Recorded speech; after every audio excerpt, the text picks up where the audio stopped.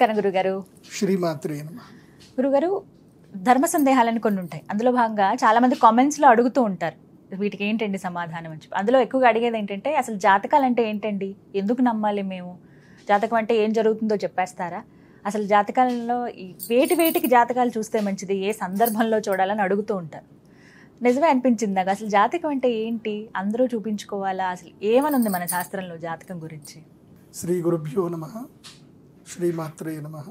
దుర్గే స్మృతా హరసి భీతిమశేషజంతో స్వస్థై స్మృతా మతిమతీవ శుభం దదాసి దారిద్ర్య దుఃఖ భయహారిణి కాత్వదన్య సర్వోపకారకరణాయ సదార్ద్రచిత్త అచింత్య వ్యక్తరూపాయ నిర్గుణాయ గుణాత్మనే సమస్త జగదాధారమూర్తయే బ్రహ్మణే నమః.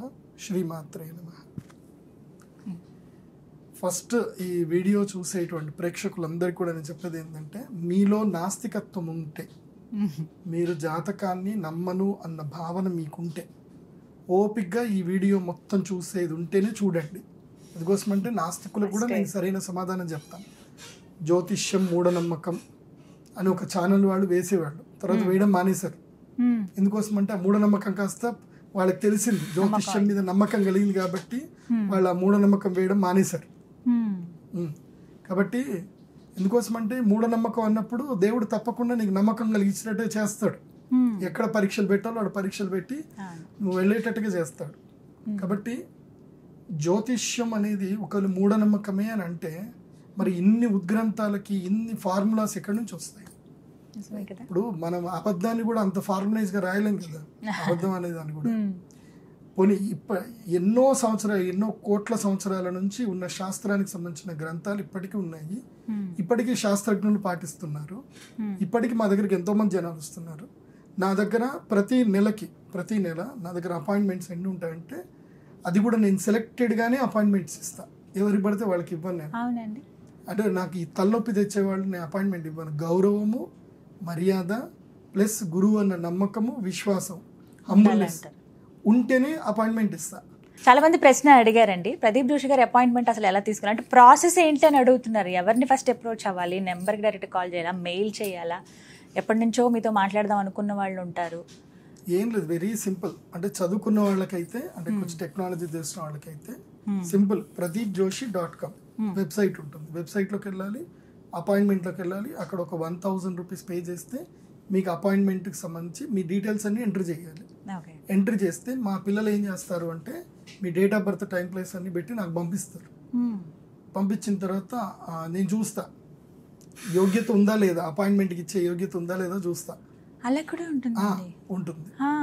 అపాయింట్మెంట్ నేను కొన్ని కౌంటర్ పాయింట్స్ చెప్తాను నేను వాళ్ళకి. ఇది ఇలా అయితే అపాయింట్మెంట్కి రమ్మను, లేకపోతే వద్దు, 1000 రూపాయలు వాపస్ కొట్టేసి మాట్లాడతారు. మోస్ట్లీ కొన్ని నక్షత్రాలు ఉంటాయి, కొన్ని జాతకాలు ఉంటాయి, వాళ్ళకి అపాయింట్మెంట్ ఇవ్వను, రిజెక్ట్ చేసేయని చెప్పేస్తా. ఎందుకోసమంటే వాళ్ళకి మనం ఏం చేయలేము. నేను చేయలేనప్పుడు నేను అపాయింట్మెంట్ ఇవ్వను. నేను రిజెక్ట్ చేశాను అంటే ఇంకా అది అంతే. ఇంకా సో చూస్తా. కొంతమందికి అపాయింట్మెంట్ ఇచ్చేసేయని చెప్తా. వాళ్ళు నా ఛాంబర్లో వచ్చి కూర్చుందా, అపాయింట్మెంట్ నా ఆఫీస్కి వచ్చిన తర్వాత వాళ్ళు రిమైనింగ్ 29,000 పే చేయాలి. అదే నన్ను వీడియో కాల్లో మాట్లాడుతుంటే రిమైనింగ్ 24,000 పే చేసినాకనే నేను వీడియో కాల్లో మాట్లాడతాను. మాట్లాడేటప్పుడు ఏంటంటే, ఫస్ట్ 5 minutes వాళ్ళకి ట్రయల్ వర్షన్ ఉంటుంది. వాళ్ళ జాతకం అంటే ఏంది, వాళ్ళ జీవితం ఏంటి, వాళ్ళకంత సినిమా మొత్తం నాకు తెలిసిపోతుంది. నేను చెప్తా వాళ్ళకి, ఇది నీ జీవితం, ఇది కరెక్టేనా అని అడిగితే ఎస్ గురుగారు అంటే నా అపాయింట్మెంట్, నా 5 ఫీజు నేను తీసుకున్నట్టు. లేదు గురుగారు మీరు చెప్పేదానికి నాకు యాక్ట్ లేదు అన్నారు అనుకోండి, వాళ్ళ అకౌంట్కి ఇమ్మీడియట్ వాళ్ళ డబ్బులు వాళ్ళకి పంపించేసి వాళ్ళకి నమస్తే చెప్పి కట్ చేసేస్తాం. అంటే యాక్యురేట్ ఉంటేనే నేను తీసుకుంటాను. వాళ్ళని ఏమీ చెప్పొద్దని చెప్తాను. జ్యోతిష్యము నేను ఎంత స్ట్రాంగ్గా నమ్ముతాను, ఎంత ప్రాక్టీస్ చేశానంటే, వచ్చిన క్లయింట్కి సైలెంట్ కూర్చోమని చెప్తాం. మీ date of birth, time, place ఇవ్వాలంతే. సో నేను క్యాలిక్యులేషన్ వేసుకొని, నేను లెక్కలు వేసుకొని, వీళ్ళు ఏంది అనేది నాకు అమ్మవారు చెప్పేస్తుంది. అంటే మాకు దైవ ఉపాసన ఉంది కాబట్టి, దైవీ ఉపాసన వల్ల నాకు తెలుస్తాయి. నేను అవే పాయింట్స్ వాళ్ళకి చెప్తా, ఏ డేట్ టు డేట్ ఏమైనా. ఈవెన్ ముందే నా దగ్గర ఇది ఇప్పుడంతా లేటెస్ట్ వర్షన్ కదా, మా దగ్గర ఏంటంటే శాంసంగ్ ఫోన్ ఉంటుంది, ట్యాబ్ ఉంటుంది, దాంట్లో రెడ్ మార్క్, గ్రీన్ మార్క్ చేసి పెట్టేస్తా అనమాట డేట్లు. ఇది వాళ్ళు పుట్టినప్పటి నుంచి ప్రస్తుతం వరకు ఏ దశాంతర్దశలు వస్తాయన్నమాట. అక్కడ రెడ్ మార్క్ గ్రీన్ మార్క్ చేసి పెట్టేస్తా. పెట్టేసి వాళ్ళ భావాలు ఉంటాయి, ద్వాదశ భావాలు అనేటివి ఉంటాయి. ద్వాదశ భావము అనేది జాతకం. మీరు ఇందాక అడిగారు కదా జాతకం అంటే ఏంది అని అడిగారు కదా.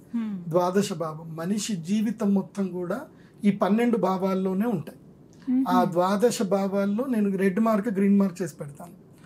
ప్రతి ఒక్కరి జీవితంలో 12 భావాల్లో 3 భావాలు నెగిటివ్ ఉంటాయి. 3 భావాలు నెగిటివ్ ఉంటాయి. 2 భావాలు అయితే కన్ఫర్మ్ గా నెగిటివ్ ఉంటాయి. నెగిటివ్ ఉంటాయి. సో 3 భావాలు నెగిటివ్ గా ఉన్నాయంటే మినిమం 2, 3 మాక్సిమం 7 వరకు కూడా నెగిటివ్ వెళ్ళొచ్చు. మినిమం పాజిటివ్ ఏమో 4 ఉంటాయి, మినిమం నెగిటివ్ ఏమో 4 ఉంటాయి. సో మిగతా అన్ని మధ్యలో.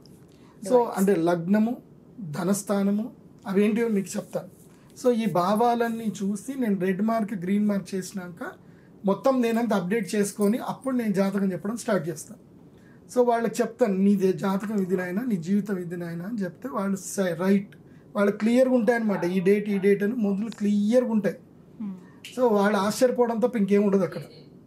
నా జీవితం అంతా గురువు గారు 2 నిమిషాలు మొత్తం చెప్పేశారు. అంటే ఆల్మోస్ట్ మేజర్ ఇన్సిడెంట్స్ అన్ని కూడా చెప్పేస్తాం జీవితంలో. జ్యోతిష్యం అంటే ఏంటంటే జ్యోతిష్ శాస్త్ర పండితుడు దర్పణ శాస్త్రం అంటారు దీన్ని. దర్పణం అంటే ఏంటి? అద్దం. నీకు అద్దంలో చూపిస్తా అంతే. నువ్వు ఇలా ఉన్నావు, నీ లక్షణం ఇది, నీ యొక్క యాటిట్యూడ్ ఇది, నీ సంపద ఇది, నీ యొక్క జీవితం ఇది అని మీ అద్దంలో చూపిస్తాం. అప్పుడే సార్ నేను మేకప్ చేసుకుంటాను అని అంటే రెమెడీస్ చేస్తాం. నేను మేకప్ చేసుకోనండి, అద్దంలో నేను ఎలా ఉన్నాను నేను అలాగే ఉంటాను, విధి ఎట్లా ఉంటే అట్లా వెళ్ళిపోతాను అని అంటే మంచిది, హ్యాపీగా వెళ్ళి విధి ఎట్లుందో అట్లాగే వెళ్ళండి, దైవ ధ్యానం చేసుకోండి అని కొన్ని రెమెడీస్ చెప్తాం అంతే. లేదండి నా జీవితంలో మార్పు రావాలి, నేను ముందుకెళ్ళాలి అంటే అప్పుడు వాళ్ళకి రెమెడీస్ సజెస్ట్ చేస్తాను.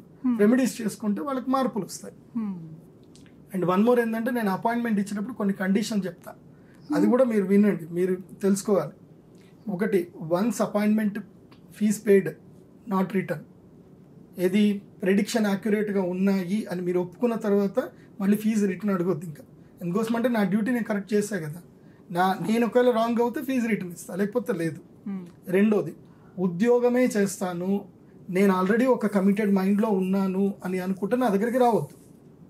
ఎందుకోసం అంటే నీ జీవితంలో నువ్వు బాగుపడే ఉద్దేశం ఉందంటే నా దగ్గర రావాలి. నువ్వు ఆల్రెడీ ఉద్యోగం చేస్తూ ఉంటే ఒక సంస్థలో ఉండి ఒక ఉద్యోగం చేస్తూ ఒక శాలరీకి నువ్వు ఫిక్స్గా పని చేస్తున్నప్పుడు నా దగ్గరికి నువ్వు వచ్చి వేస్ట్.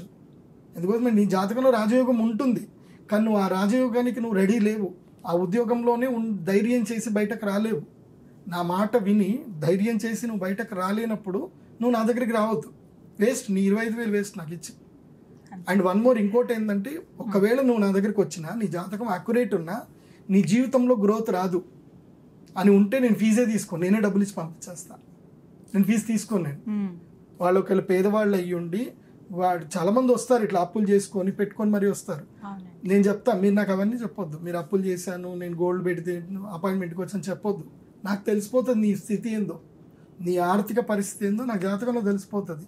ఒకవేళ నీ జాతకంలో నీ ఆర్థిక పరిస్థితి ఈవెన్ ఇంకో 10 ఏళ్ళు అయినా బాగుండదు అని అంటే నేనే డబ్బులు తీసుకోను నీ దగ్గర. నాకెందుకు నీ కర్మ ఫలితం, నేను తీసుకోను. నేను రిటర్న్ ఇచ్చి పంపించేస్తాను. అలా సందర్భాలు ఉన్నాయండి. ఇప్పటికి ఒక 5-6 మందికి నేను రిటర్న్ ఇచ్చి వాళ్ళు ఏడుస్తారు, తీసుకోండి గురుగారు అని అంటారు. నేను వద్దు తీసుకోనని చెప్తా. వాళ్ళు ఏడ్చేస్తారు, మీరు డబ్బులు తీసుకోలేదంటే మాకు అర్థమైపోయింది, మీరు తీసుకోవాలి, మాకు ఏదైనా రెమెడీ చేయండి అని అడుగుతారు. సరే నేను రెమెడీ చేస్తాను కానీ మీరు డబ్బులు తీసుకోనని చెప్పి తిరిగి పంపించేస్తాను. ఎందుకోసం అంటే వాడు రోజుకి 1000 రూపాయల కష్టపడి సంపాదించిన డబ్బు తీసుకుంటే ఆ కర్మ నాకు అంటుకుంటుంది. సో నాకు అట్లాంటి కర్మను నేను తీసుకోను, వాడికి మంచి చేస్తా, కాకపోతే నేను ఆ డబ్బులు తీసుకోను. సో జ్యోతిష్యానికి చాలా నియమాలు ఉంటాయి. మీరు బృహత్ సంహిత అనేటువంటి ఒక గ్రంథం చూడాలి. అందులోపల సాంవత్సర సూత్రాధ్యాయం అని ఒకటి ఉంటుంది. ఇది ప్రతి ఒక్కరు జ్యోతిష్ శాస్త్ర పండితులు, అదేవిధంగా జ్యోతిష్యము చెప్పించుకోవాలనుకునే వాళ్ళు, జ్యోతిష్యం నేర్చుకోవాలనుకునే వాళ్ళు అందరూ తెలుసుకోవాల్సిన విషయం ఏంటంటే దైవజ్ఞ లక్షణం. అంటే దైవజ్ఞుడు అనేవాడు ఎలా ఉండాలి, ఎలా ఉంటుందంటే చారు కర చరణ నక నయన చిబుక దశన శ్రవణ లలాట భృత్తమాంగ. అంటే చారు అంటే అందమైనటువంటి, చూస్తే అలా చూస్తూ ఉండిపోవాలన్నట్టు ఉండాలంట. ముగ్ధ మనోహరమైన రూపం ఉండాలి. ఆ రూపము ముగ్ధ మనోహరంగా ఉండాలి. అంటే వాళ్ళ మాటలు వింటూ ఉంటే నిద్ర రావాలి, అంత ముగ్ధ మనోహరంగా ఉండాలి. అంత వాళ్ళు సిద్ధి పొందారు. దైవజ్ఞునికి వాక్ ఇంపార్టెంట్, వేరే ఏముండదు. దైవజ్ఞుడికి వాక్కు, స్మృతి, ఉపాసన బలం, ఇవి చాలా 3 ఇంపార్టెంట్. శ్రీ విద్య, అమ్మవారు లేదా ఈశ్వర ఉపాసన మొత్తం తెలిసి ఉండాలి. అంటే మంత్రశాస్త్రానికి సంబంధించిన జ్ఞానం అంతా తెలిసి ఉండాలి. ఎందుకోసం అంటే నువ్వు పరిహారమే ఇవ్వలేనప్పుడు నువ్వు డాక్టర్ ఎందుకు అవుతావు? నువ్వు మెడిసినే నువ్వు రాయలేనప్పుడు నువ్వు డాక్టర్ కాదు కదా. నీకు కూడా నాలెడ్జ్ ఉండాలి కదా, మెడిసిన్ నాలెడ్జ్ నీకు ఉండాలి కదా. సో నీకు మంత్రశాస్త్రము తెలిసి ఉండాలి, తంత్రశాస్త్రము తెలిసి ఉండాలి, యంత్రశాస్త్రము తెలిసి ఉండాలి. అది కాకుండా ఆయుర్వేదం తెలిసి ఉండాలి. ఆయుర్వేదంలో ఇప్పుడు ఒక వ్యక్తి, ఇప్పుడు మొన్న ఒకళ్ళు వచ్చారు నా దగ్గరికి, వాళ్ళ అబ్బాయికి ఫిట్స్ ఎప్పుడు మెడిసిన్ మీదనే వాడుతూ ఉంటారు. వాడు నా దగ్గరికి వచ్చారు, వస్తే ఫిట్స్ అని చెప్పారు, అంతే చెప్పారు, అక్కడి వరకే చెప్పారు. రారా నేను చూస్తా అని చెప్పారు. పల్స్ పట్టా. నేను పల్స్ పట్టేది ఓన్లీ 5 సెకండ్లే. 5 సెకండ్లో తెలిసిపోతుంది, పల్స్లో తెలిసిపోతుంది వీడి శరీరంలో ఏం రుగ్మత ఉందో. క్లియర్గా చెప్పారు. మీ వాడికి ఇప్పటికి 1.5 year అయింది, రాలేదు అని అన్నా, ఫిట్స్ రాలేదు అన్నా. ఎస్ గురుగారు రాలేదు, మేము కంటిన్యూగా మెడిసిన్ వాడుతూనే ఉన్నాం కాబట్టి రాలేదు. దీనికి పెద్దగా కంగారు ఏం పడకండి, నేను కొన్ని ఆసనాలు చెప్తాను, ఒక మెడిసిన్ ఇస్తాను, ఇది వాడండి సరిపోతుందని చెప్పాను. Now they are okay, medicine తీసుకుంటున్నారు. ఎందుకోసం అంటే జ్యోతిష్ శాస్త్ర పండితుడికి ఈ 12 భావాలకు అన్నిటికి కూడా పరిహారం ఇవ్వాలి. అందుకే ఇప్పుడు చెప్తాను 12 భావాలు అంటే ఏందో చెప్తాను. ఫస్ట్ లగ్నం అంటే ఏమిటంటే స్వభావం. హూ ఆర్ యూ అనే క్వశ్చన్కి ఆన్సర్ ఏంది అంటే లగ్నం. నువ్వు మొండోడివా, నువ్వు పిచ్చోడివా, నువ్వు మూర్ఖుడివా, లేదంటే నువ్వు మెతకస్తుడివా, భయగ్రస్తుడివా, ఇలా కేటగిరీస్ అన్నీ ఉంటాయి. నువ్వు ఎవరు, నీ కేటగిరీ ఏంటి, నీ లక్షణం ఏంటి, లగ్నమే మొత్తం లగ్నంతో తెలిసిపోతుంది. నీ కేటగిరీ ఏంటి, నువ్వు ఏ కేటగిరీ కిందకి వస్తావు అనేది లగ్నం చెప్పేస్తుంది. అంటే నువ్వు చంచల స్వభావం ఉన్నటువంటి వాడివా, ధైర్య సాహసాలకు ఎక్కువగా వెనకాడకుండా వెళతావా, కొట్లాడే స్వభావం ఉందా, లేదా తెలివితో పని సాధించుకునే తత్వం ఉందా, నీ తత్వం ఏంటి, నువ్వు ఏ కేటగిరీకి వస్తావు, లగ్నం చెప్పేస్తుంది. అట్లాగే శరీర లక్షణం కూడా చెప్తుంది. అంటే నీ వాత శరీరమా, పిత్త శరీరమా, కఫ శరీరమా, దాన్ని ఏమంటారు అంటే లగ్నాన్ని జ్యోతిష్ శాస్త్రంలో తనుభావము అంటారు. తను అంటే శరీరము, తనుభావం. అండ్ వీళ్ళ అత్యాశ పరులా కాదా, లోభులా కాదా, దానం ఎక్కువగా చేస్తారా చెయ్యరా, లగ్నం తెలిసిపోతుంది. నేను మోస్ట్లీ లగ్నం చూసి పర్సన్ని డిసైడ్ చేసేస్తాను. ఈ లగ్నం ఉంది అని అంటే ఆ లగ్నాన్ని బట్టి వాళ్ళతో నా మాట స్టార్ట్ అవుతుంది. సరదాగా మాట్లాడాలా వీళ్ళతోటి, సీరియస్గా మాట్లాడాలా, లేదంటే వీళ్ళకి ఎవిడెన్స్ బేస్ చూపిస్తూ మాట్లాడాలా ఉంటుంది. కొంతమంది ఉంటారు ఎవిడెన్స్ బేస్ మీదనే నమ్ముతారు వాళ్ళ జీవితంలో. ఏదన్నా సరే ఎందుకు, ఏమిటి, ఎలా అనేటోళ్ళు కొంతమంది ఉంటారు. వాళ్ళ జీవితంలో ఎప్పుడు బాగుపడరు వాళ్ళు, నాకు తెలుసు చాలా మంది ఉంటారండి. వాళ్ళ జీవితం మొత్తం సస్పెక్టివ్ నేచరే. వాళ్ళు ఎప్పుడు సస్పెక్ట్ చేస్తూనే ఉంటారు, అనుమానిస్తూనే ఉంటారు. అలాంటి జాతకస్తులు ఉంటే నేను ఎలా మాట్లాడాలి, అట్లాంటి వాళ్ళు ఉన్నప్పుడు ఏం చేస్తాను అంటే ఫీజు ముందు పెట్టి చెప్తా, బాబు నీ గురించి కొన్ని విషయాలు చెప్తా. ఎందుకోసం అంటే వాళ్ళతో మనం వేగలం. కొన్ని ఉంటారు, కొంతమంది నక్షత్రాలు ఉంటారు, కొన్ని లగ్నస్తులు ఉంటారు, వాళ్ళతో మేము వేగం, వాళ్ళ కుటుంబస్తులే వేగలేరు, నేను ఎందుకు వేగుతా వాళ్ళతో. వాళ్ళకి చెప్తా, బాబు ఇది నీ లక్షణం, ఇది ఇప్పుడు మల్లెపువ్వు అయింది, గులాబీ పువ్వు అయింది చెప్పాలి. కానీ మల్లెపువ్వుని గులాబీ పువ్వు కింద మారుస్తా అంటే నడవదు. సో నువ్వేంది అని నేను చెప్తా, నువ్వు దాన్ని యాక్సెప్ట్ చేయగలిగితే నేను జాతకం చెప్తా. కొంతమంది యాక్సెప్ట్ చేయరు, నేను అది కాదు అంటారు. నువ్వు అది కాదు అంటే నేను చెప్పింది రాంగు, నీ ఫీజు తీసుకొని నువ్వు వెళ్ళిపో అంటావు. వాళ్ళు ఎందుకోసం అంటే డాక్టర్ దగ్గర, జ్యోతిష పండితుడి దగ్గర, చార్టర్డ్ అకౌంట్ దగ్గర అబద్ధాలు చెప్పకూడదు. అదే తన అడ్వకేట్ దగ్గర అబద్ధాలు చెప్పకూడదు. ఉన్నాయన్నీ వాస్తవాలు చెప్తే వాళ్ళు ఏ రోగం ఎట్లా బయటపడేయాలో వాళ్ళు చేస్తారు. అందులో ఈ ముగ్గురు ప్రాక్టికల్లో ఒక్క జ్యోతిష్ శాస్త్రుడు పండితుడు మాత్రమే పూర్తి జీవితాన్ని చూస్తాడు. వీళ్ళందరూ ప్రెజెన్స్ అప్పటి వరకు ఆ ప్రాబ్లం సొల్యూషన్ వింటారు, వాళ్ళకి అక్కడి వరకే వాళ్ళు చేయగలుగుతారు. కానీ ఆస్ట్రాలజర్ జీవితం మొత్తం చూస్తాడు. ఎంత నీ జాతకం చూసిన 3 నిమిషాల్లో మొత్తం చూసేస్తాడు. నీ గతం ఏమవుతుంది, భవిష్యత్తు ఏమవుతుంది, ఇప్పుడు నువ్వు ఏ సిచ్యువేషన్ కూడా చెప్తాడు. సో మొదటిది లగ్నం బట్టి లగ్నం చాలా తెలుసుకోవచ్చు. రెండవది ధనస్థానం. ఈ ధనస్థానం చాలా ప్రియారిటీ.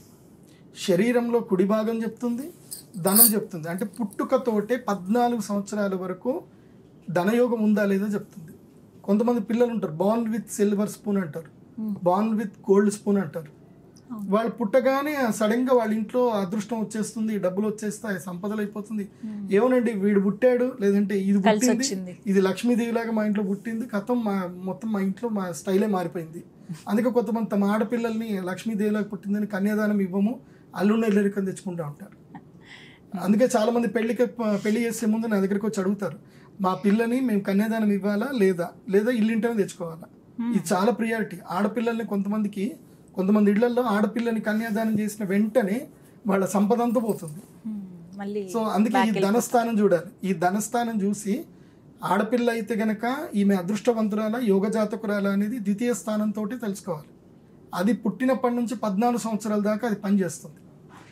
అయితే ధనమే కాదు, ధన నష్టం కూడా దీని నుంచే చూడాలి. కొంతమంది పుడతారు ఇదే ద్వితీయ స్థానంలో పాపగ్రహాలు ఉన్నా, తర్వాత చండాల గ్రహములు ఉన్నా సరే, పాప దృష్టి ఉన్నా సరే, బలము లేకపోయిన ధనస్థానానికి వీళ్ళు పుట్టిన తర్వాత డబ్బులన్నీ పోతానే ఉంటాయి. కొంతమంది ఇంట్లో పుట్టగానే 3 ఏళ్ళకి ఒకళ్ళు టపామంటారు, కొంతమంది డబ్బులు పోతాయి, ఆస్తులన్నీ పోగొట్టుకుంటారు, ఇవన్నీ ఉంటాయి. జాతకం అంటే అర్థం ఏంది? ఒక వ్యక్తి మీ ఇంట్లో పుట్టాడు అంటే ఆ వ్యక్తికి 12 మందికి సంబంధం ఉంటుంది. 12 మంది సంబంధంతో పుడతాడు. మేనత్త, మేనమామ, తల్లి, తండ్రి, అన్నయ్య, తమ్ముడు, చెల్లెలు, తర్వాత తాత, నానమ్మ, అమ్మమ్మ, తాతయ్య, సంబంధికులే వీళ్ళందరూ, రక్త సంబంధం. తర్వాత చిన్నాన్న, చిన్నమ్మ. చిన్నాన్నలు పక్కా వస్తారు, చిన్నమ్మలు తక్కువ, కానీ చిన్నమ్మలు వేరే వంశస్థకి వెళ్తారు కాబట్టి చిన్నాన్న పక్కా వస్తాడు, ఒకే వంశం కదా వాళ్ళది. సో వీళ్ళందరికీ ఇది ఉంటుంది. మేనమామలు, మేనత్తలు అయితే ఫస్ట్ వస్తారు వాళ్ళు. ఎందుకోసం అంటే పిల్లలకు మోస్ట్ ఆఫ్ ద మేనమామ గుణాలు వస్తాయి, మేనమామ మేనత్తల గుణాలు వస్తాయి వాళ్ళకి. మీ మామ దిగాడురా అని చెప్పేసి అంటారు. ఇప్పుడు నా అల్లుడికి దాదాపుగా నా గుణాలే ఉంటాయి. మా అక్క ఎప్పుడు చెప్తానే ఉండదు, వీడు అరే నిన్ను చూస్తున్నట్టే ఉందిరా అంటుంది. అంతే, అవి వస్తాయి తప్పకుండా. కాబట్టి అవి ఆ లక్షణం ఏంది అనేది మనం 3వ భావం నుంచి చూడాలి. 3వ భావం నుంచి మేనమామ, మేనత్త, సోదరులు, సోదర మృత్యువు, స్వీయ పరాక్రమం, వీళ్ళకి ఎంత స్ట్రెంగ్త్ ఉంది, వీళ్ళ జీవితంలో వీళ్ళు తెగించి ముందుకెళ్తారా లేదా వెనుకుంటారా. ఇప్పుడు మనం సినిమా పాటలు చూస్తూనే ఉంటాం, హీరో డ్యాన్స్ చేస్తాడు, హీరోయిన్ డ్యాన్స్ చేస్తుంది, వాళ్ళతో పాటు వెనక ఒక 20 మంది డ్యాన్స్ చేస్తారు. అందరూ ఈక్వల్గానే డ్యాన్స్ చేస్తున్నారు, అందరూ ఒకే స్టేజ్ మీద డ్యాన్స్ చేస్తున్నారు. బట్ ఫోకస్ ఎవరి మీద ఉంటుంది? లీడ్ రోల్ మీదనే ఉంటుంది. కానీ మిగతా వాళ్ళందరూ పిచ్చోళ్ళ అంటే కాదు, వాళ్ళందరూ మంచిగానే డ్యాన్స్ చేస్తారు. They are all well dancers. ఇంకా వీళ్ళకైనా 10 టేకులు తీసుకుంటారు, కానీ వాళ్ళు ఒక టేక్లో వాళ్ళు కొట్టేస్తారు. కానీ వాళ్ళకి లేనిది ఏంది? అదృష్టం.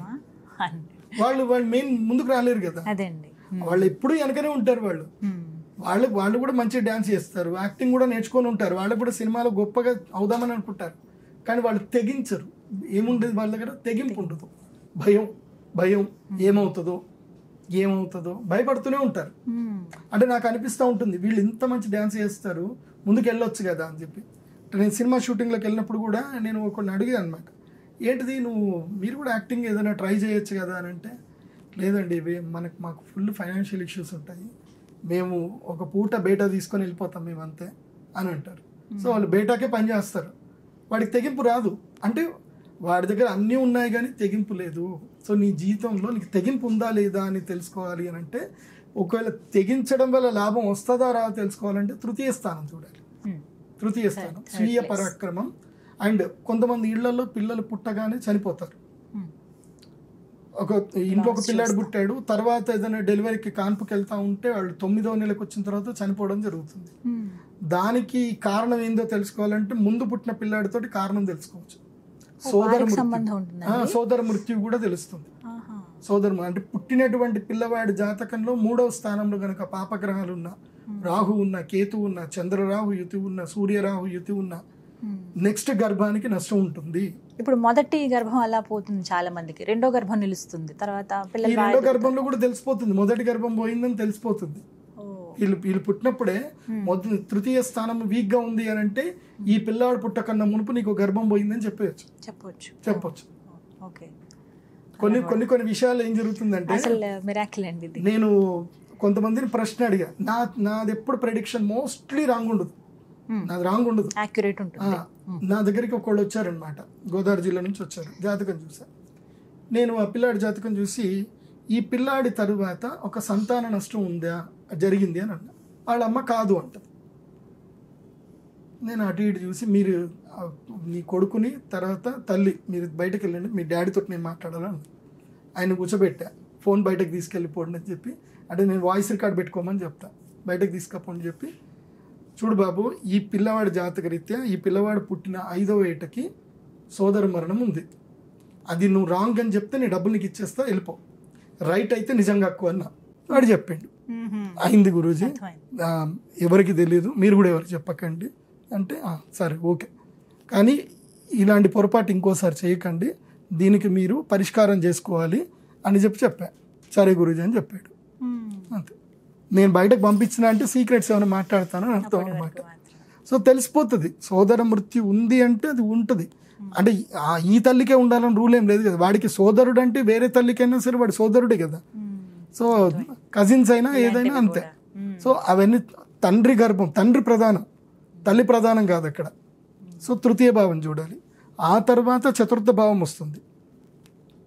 చతుర్థ భావము చాలా ఇంపార్టెంట్. లగ్నం, ఈ ధనస్థానము తృతీయ స్థానానికి పెద్దగా ప్రియారిటీ ఉండదు, కేంద్ర స్థానాలకి ప్రియారిటీ ఉంటుంది జ్యోతిష్ శాస్త్రంలో. 1, 4, 7, 10, 1, 4, 7 ఆల్ 90 degrees.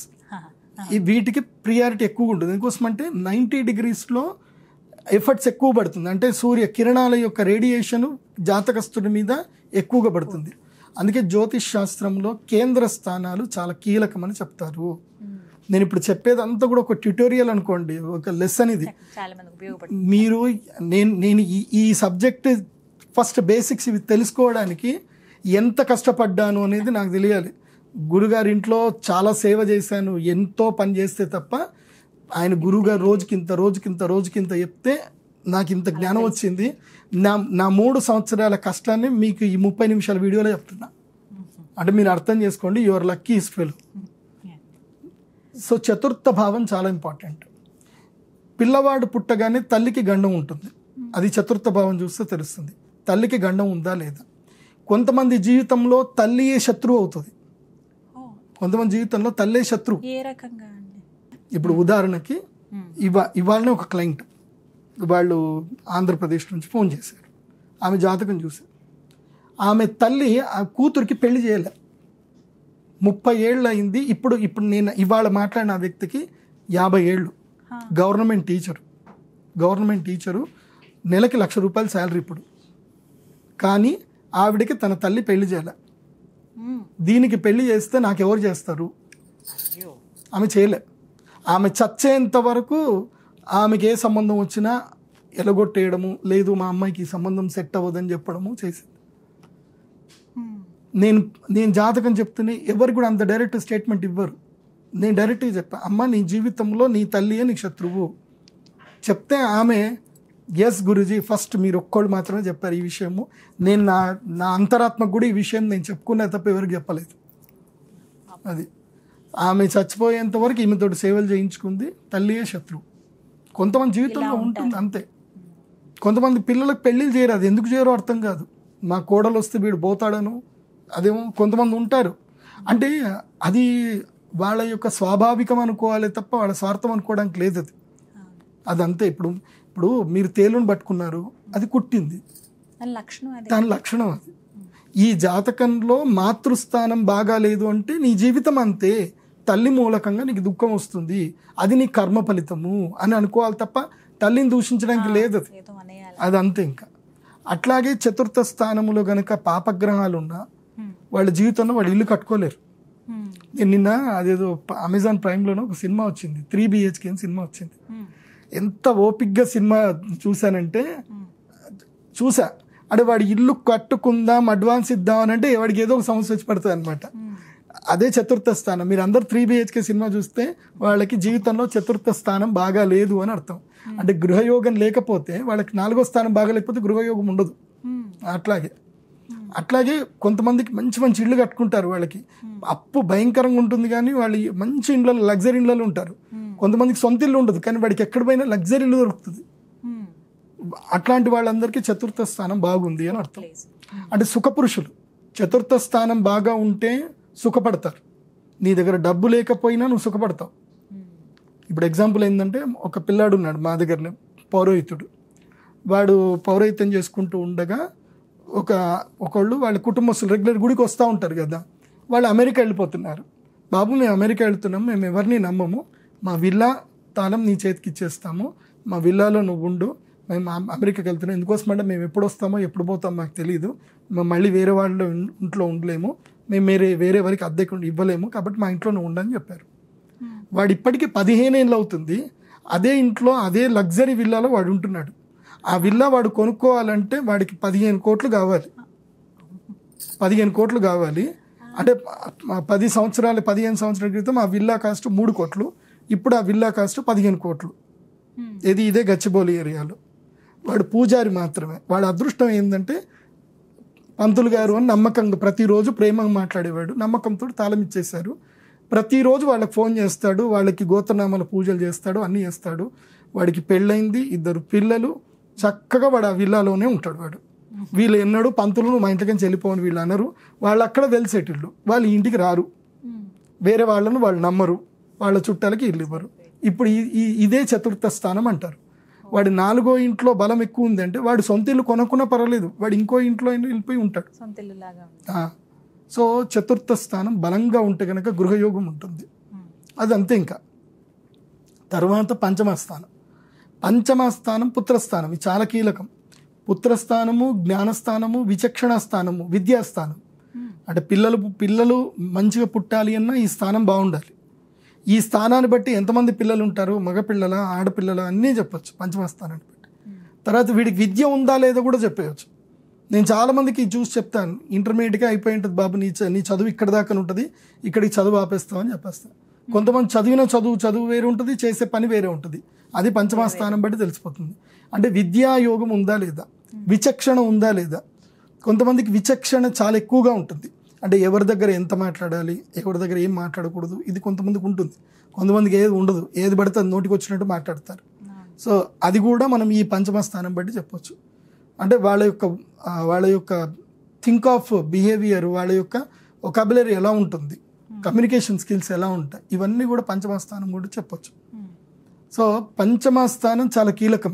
అంటే ఈ విద్య ద్వారా వీడికి సంపద ఉందా లేదా, వీడి చదువు ద్వారా సంపాదిస్తాడా, వీడికి ఎలాంటి స్కిల్ వస్తుంది, వీడి జీవితంలో ఏ పని నేర్చుకుంటే బాగుంటుంది, ఇవంతా పంచమ స్థానం. సో విద్యాస్థానం, పుత్రస్థానం, కీర్తిస్థానం, ఇదంతా దీన్ని ఉంటుంది. నెక్స్ట్ వచ్చేసి 6వ స్థానం. ఇది చాలా కీలకం అండి. ఇది గనక బాగా లేదంటే మిగతా అన్ని బాగా ఉండి కూడా వేస్టే. దాన్నే శత్రుస్థానము అంటారు. శత్రువులు, రోగము, రుణము, అపశయ్యము, దుఃఖ, పీడ, నష్టం, కష్టం, జీవితంలో రావాల్సినవన్నీ కూడా, అంటే ఏదైతే నెగిటివ్ ఏదైతుందో అదంతా 6వ భావమే.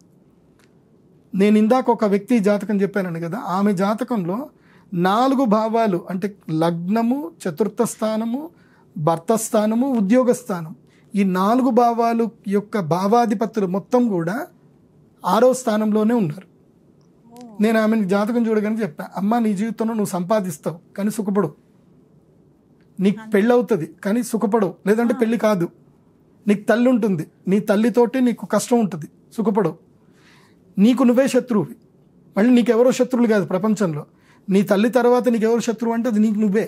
అంటే నీ వే ఆఫ్ పర్సెప్షనే నిన్ను జీవితంలో కుదేలు చేస్తుంది. ఆ అమ్మాయికి పెళ్లి కాలే, 50 ఏళ్ళు అయింది, పెళ్లి కాలే, నెలకు 1,00,000 సంపాదన ఉంటుంది, పెళ్లి చేసుకోలేదు. ఎందుకు చేసుకోలేదంటే నాకు మంచి చూసుకుంటారని నమ్మకం లేదు, నేను నా కళ్ళ ముందు ఎంతోమంది జీవితాలు పాడయ్యాయి, పెళ్లి చేసుకున్న వాళ్ళు ఎవరు సుఖపడలే, అంటే వాళ్ళ పర్సెప్షన్ అదే కనిపిస్తుంది. సుఖపడేటో లేరా పెళ్లిళ్ళు చేసుకొని. సో అది కనబడలే ఆమెకి. ఎందుకు కనబడలే? బికాస్ లగ్న భావాధిపతి 6వ స్థానంలోనే ఉంటే ఏమవుతుంది, నెగిటివ్ థింకింగే ఉంటుంది, పాజిటివ్ థింకింగ్ ఉండదు. సో కేంద్రాధిపతులు అంటే మీ జీవితంలో ఏ స్థానాధిపతి అయినా సరే 6వ స్థానంలో పడితే ఇంకా ఆ స్థానం నీకు శత్రుత్వం అవుతుంది. ఉదాహరణకి మీకు 12వ స్థానాధిపతి 6వ భావంలో పడ్డాడు. అంటే మీరు విదేశాలకి పోవడం వల్ల మీ జీవితాన్ని నష్టం చేసుకుంటారు. మీరు చేసే ఖర్చు వల్ల మీకు శత్రువు పుట్టుకొస్తాడు. మీరు ఎవరికైతే డబ్బులు ఇస్తారో వాడే నిన్ను చంపేస్తాడు. ఇంతే, ఇట్లా చెప్పొచ్చు అనమాట. ద్వాదశ భావం చాలా షష్టమ భావం చాలా కీలకం. లగ్నము చూసిన తర్వాత ఎవడన్నా నా దగ్గరికి వచ్చాయంటే ఫస్ట్ షష్టమ భావం కూడా చూస్తా. అంటే చెప్తుంది అన్ని భావాలు చూడాలి. జ్యోతిష్ శాస్త్ర పండితుడు 12 భావాల్ని చక్కగా చూడాలి. 6వ భావం చూస్తే ఇంతే.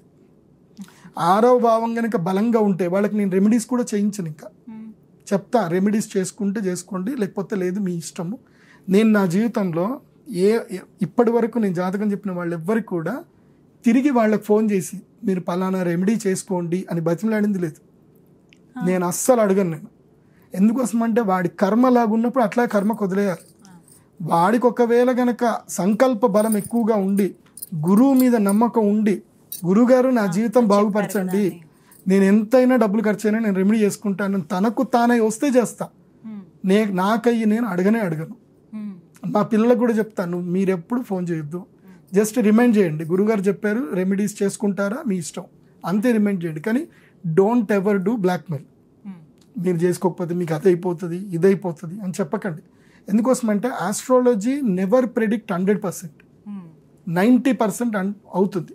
బట్ 100% కూడా అవుతుంది, కానీ వీ కాంట్ ప్రెడిక్ట్.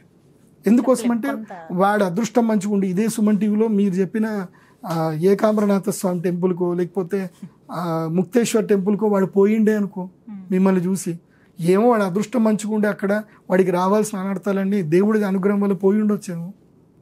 సో ఏదైనా సరే మన తీర్థక్షేత్రాలకు పోయినప్పుడు మన భవిష్యత్తులో జరిగేటివి కొన్ని చేంజ్ అవుతాయి, ట్రాన్స్ఫర్మేషన్ అవుతాయి, మారుతాయి. లేకపోతే దేవస్థానం పోయి మనకు ప్రయోజనమే, దేవుడు ఉండేందుకు. కాబట్టి ఆ 10% మనం ఎప్పుడు చెప్పలేం. అందుకే వాళ్ళని ఎప్పుడు కూడా ఇదే అయిపోతుంది అదే అయిపోతుంది అని చెప్పకూడదు, స్టేట్మెంట్ ఇవ్వకూడదు. There is a negative. నేను షష్టమ భావం చెప్పేటప్పుడు కూడా నేనేం చెప్తాను, దెర్ ఈజ్ ఎ నెగిటివ్ అని చెప్తా. అంటే నెగిటివ్ ఉంది, ఏమవుతుంది గురుగారు అంటే అది మీరు నన్ను అడగొద్దు, నేను చెప్పొద్దు. ఎందుకోసం అంటే నేను చెప్పానే అనుకో నీకు అది మెదడులో కొడుతూ ఉంటుంది.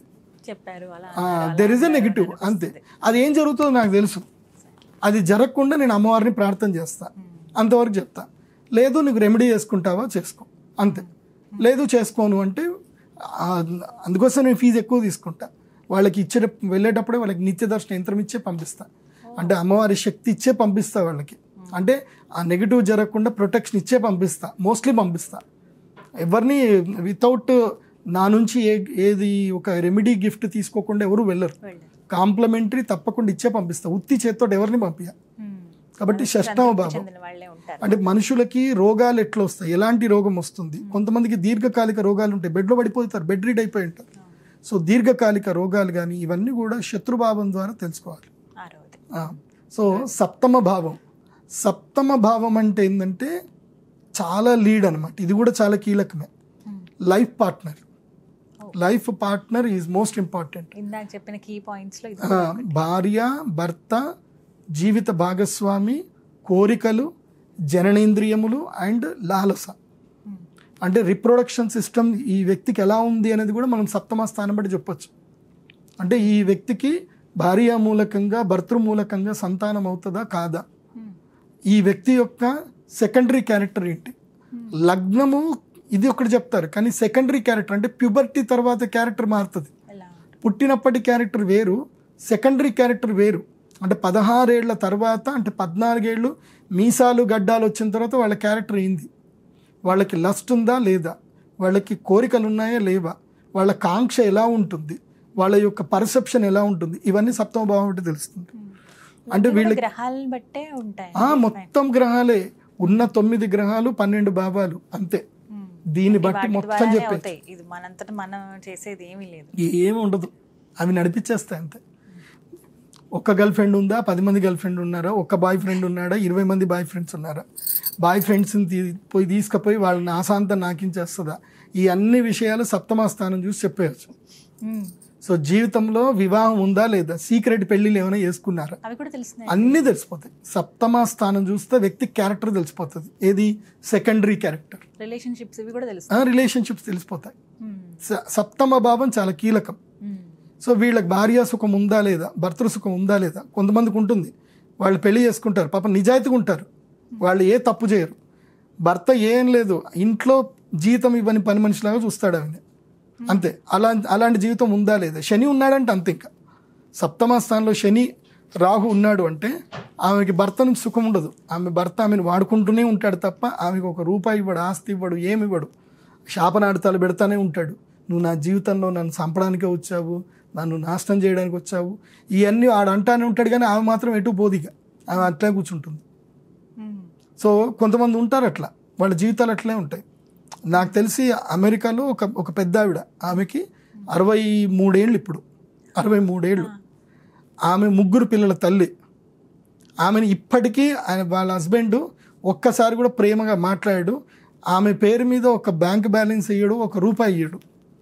ఏదన్నా పిల్లలకు మొత్తం ఇచ్చేస్తా అంటాడు, పిల్లలకి ఇస్తా అంటాడు, మొత్తం ఆయన అకౌంట్లోనే వేసుకుంటాడు. ఆయనకి 13 ఆపరేషన్లు అయ్యాయి. 13 ఆపరేషన్లకి ఆయనకు సేవ చేసింది. కానీ ఆమె వదలదు, ఆమె అట్లాగే ఉంటుంది. ఆమె రోజు ఆమె తిడుతూనే ఉంటాడు, ఆయనకి వంట చేసి పెడుతుంది. ఆయన ఇప్పుడు బెడ్ రీడ్ అయ్యాడు. ఆయన హస్బెండ్కి 70 ఏళ్ళు, ఆయన బెడ్ రీడ్ అయ్యాడు.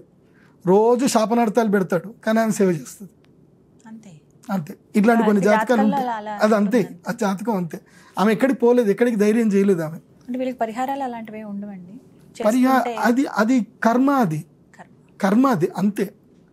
ఇప్పుడు అదేదో సినిమాలు చెప్తారు కదా, సర్లేని కోర్లో సినిమాలు, ఇండియన్ ఉమెన్ అంటే అంతే.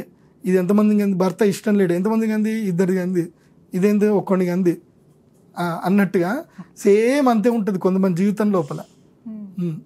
అట్లాగే మొగుళ్ళు కూడా అంతే ఉంటారు. అది నాన్న తిరిగి వస్తుంది, అన్నీ చేస్తుంది, వీడికి తిండి పెట్టదు, ఏమీ చేయదు. అన్నం కావన్నా వంట కావన్నా పని మనిషిని మాట్లాడితే వంట చేసిపోతుంది, తినేసిపో అంటాడు. ఇట్లాంటి వాళ్ళు కూడా ఉన్నారు. సో సప్తమ భావం చాలా కీలకం. అందుకే జీవితంలో పెళ్ళి అనేది పెద్ద లొల్లి. అది లొల్ల లేకపోతే ఏంది అనేది మాత్రం సప్తమ భావం బట్టి తెలుస్తుంది.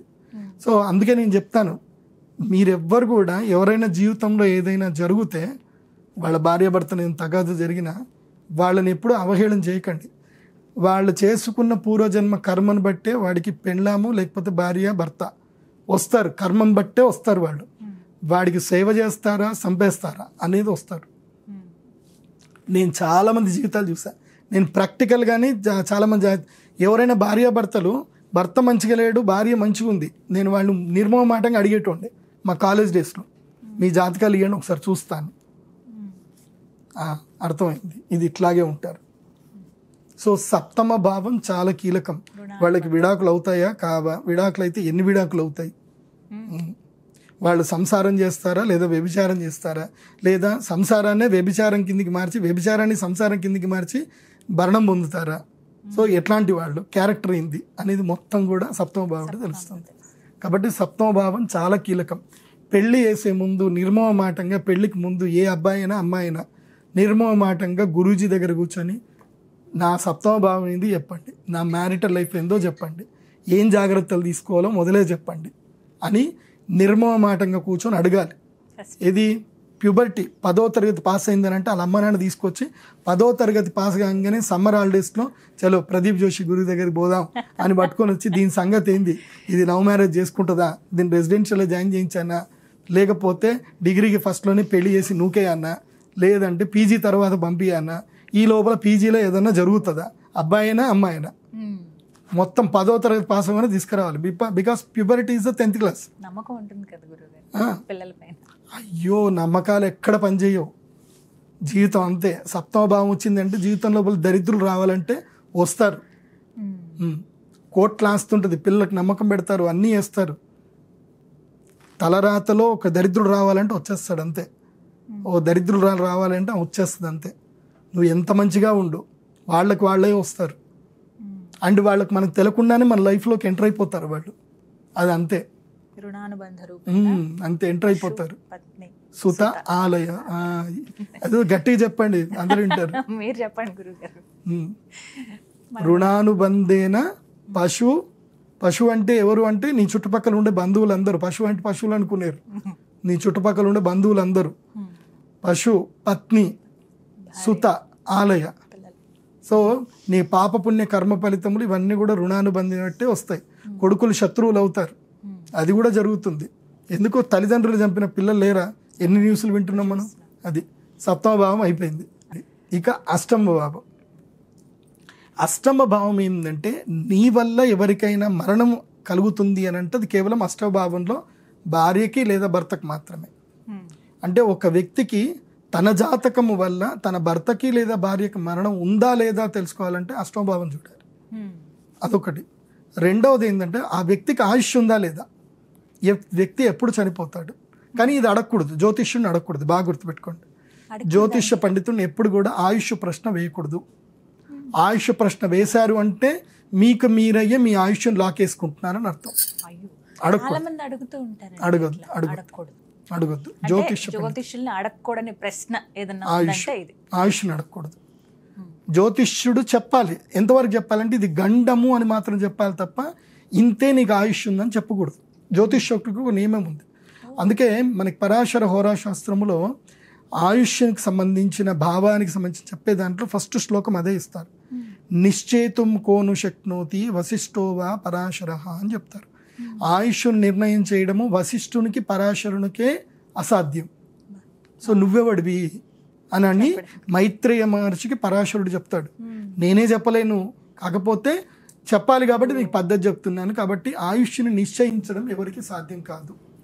అందుకే బ్రాహ్మణుడి యొక్క వాక్కు, జ్యోతిష్ శాస్త్ర పండితుడు బ్రాహ్మణుడు ఎందుకు అవ్వాలంటే వాడికి బ్రహ్మజ్ఞానం ఉండాలి. ఎవరైనా కావచ్చు, జ్యోతిష పండితులు ఎవరైనా చేయొచ్చు, చౌదరీలు చదవచ్చు, రెడ్డిలు చదవచ్చు, ఎవరైనా చదవచ్చు.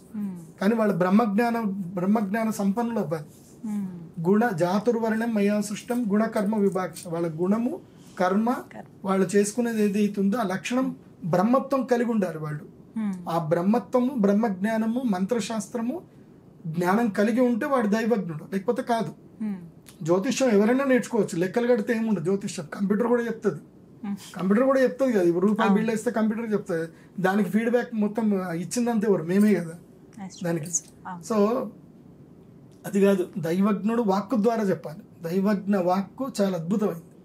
ఆ వాక్కు అమ్మవారు, శ్రీ విద్య ఉండాలి, అమ్మవారు ఉపాసన ఉండాలి, వెనక అమ్మవారు పలికించాలి. నేను ఇలా జాతకం చూడగానే నేను చెప్తున్నా అనుకుంటే మూర్ఖత్వం. చెప్పేది ఎవరు? నేను కాదు, అమ్మ ఎన్నుకుంటుంది. ఆమె నాకు చెప్తుంది, చెవులో చెప్తుంది, ఇదిరా వీడి సంగతి ఇదే చూడు, ఇంతకు మించి వీడికి ఏం లేదు అని చెప్తుంది. అమ్మ ఏది చెప్తే నేను అది చెప్తా, అంతే, అంతకు మించి ఏం లేదు. అది అమ్మవారు ఉపాసన. ఉపాసన బలంతో జ్యోతిష పండితుడు చెప్పాలి. ఉపాసన బలం లేకుండా చెప్పేది ఏది నడవదు. కాబట్టి అష్టమ భావము కీలకం. ఆయుష్, దీర్ఘకాలిక రోగములు, మాంగళ్యము. సో అండ్ జీవన యాత్ర కూడా అష్టమ భావం బట్టి చెప్తుంది.